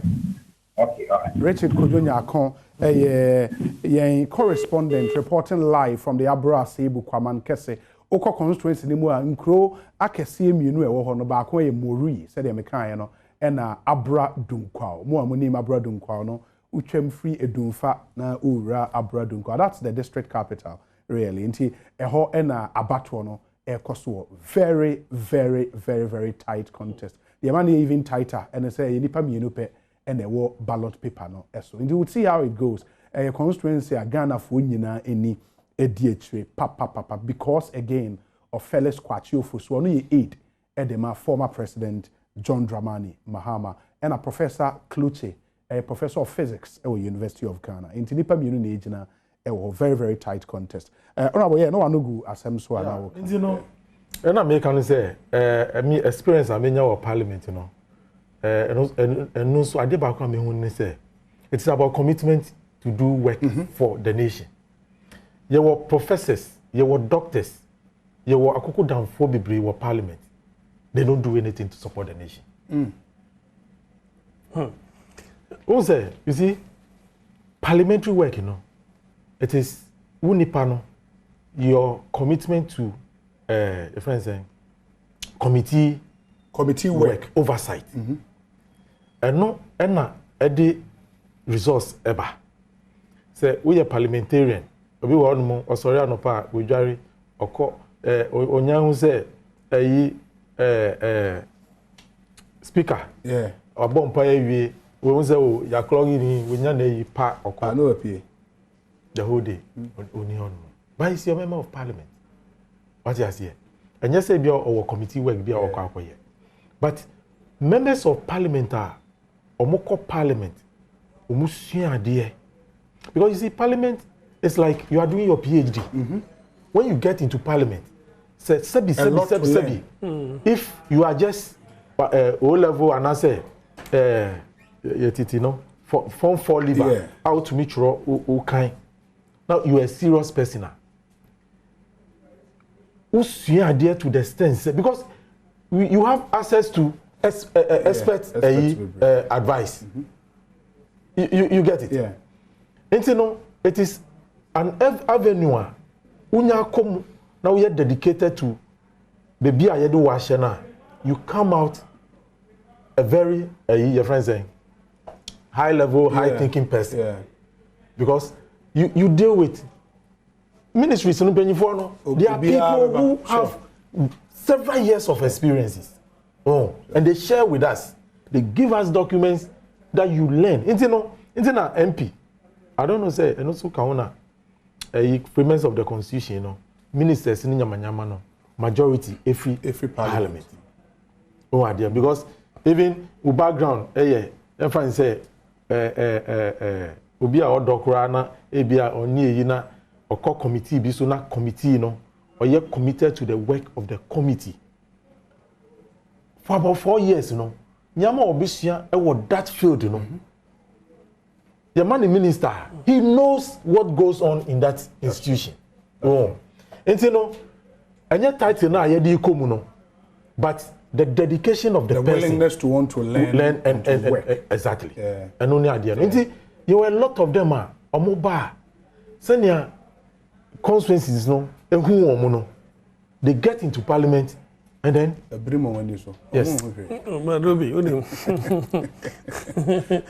Then secretary, regional. You see, let's look at the whole architecture of governance over the period. Yeah. What has been the characteristics of those that we have elected over the period? Where do we find ourselves today? So, you cannot make an argument against the title holders. Oh, no. I'm just sharing. There should be some kind of balance. Yeah. The outcome, Parliament, it's a space where there is the practice of practical governance. Yeah.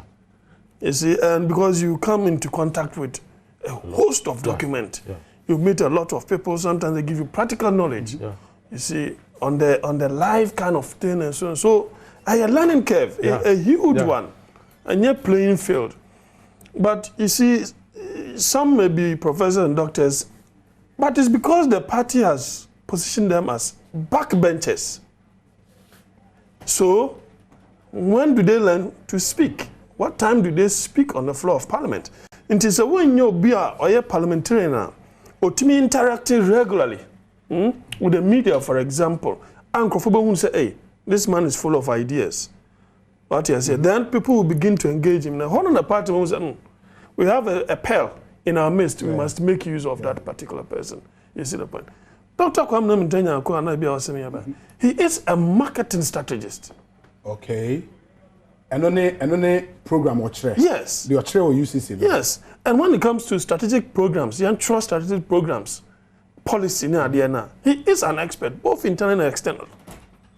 But he's been a bit quiet in Parliament, well, I know so once the Parliament structure, like he said, first timer, but you see, I went to Parliament as a backbencher. Yeah.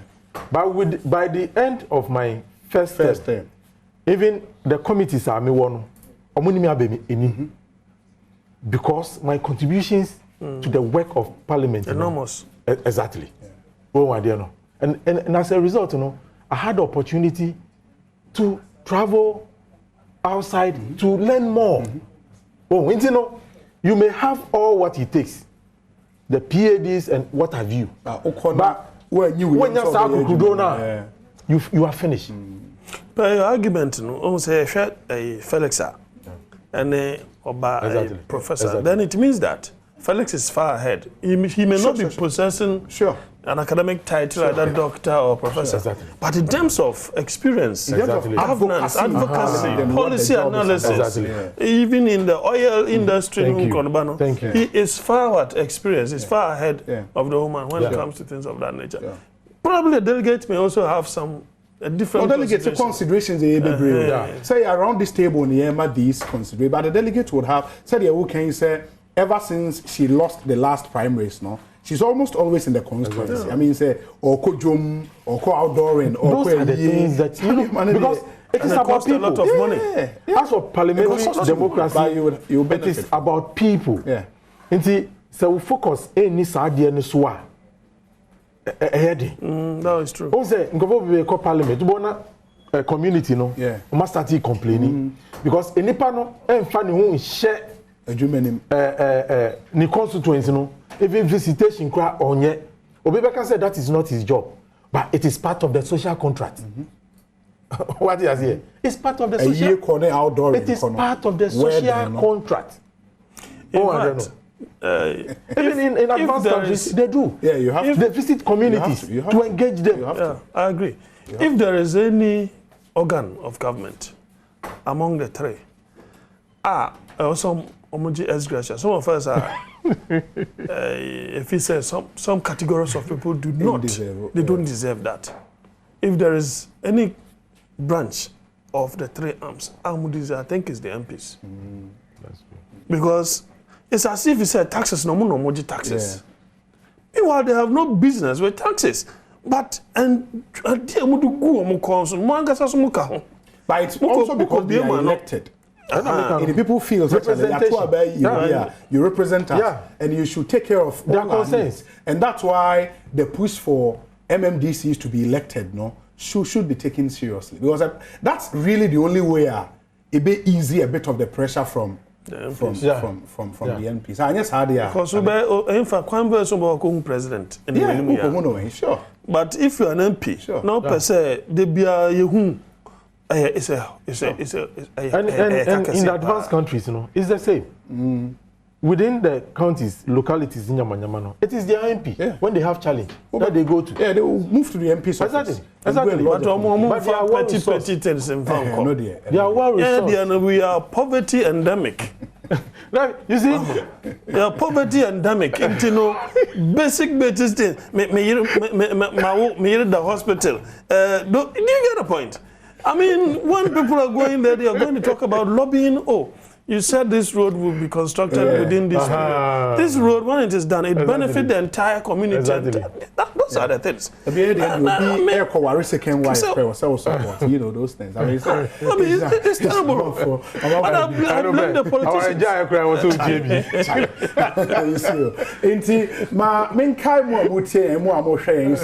Your election headquarters, Power. We are covering the NDC's presidential and parliamentary primaries back to back, 276 constituencies across the country. You shall see at 7 a.m.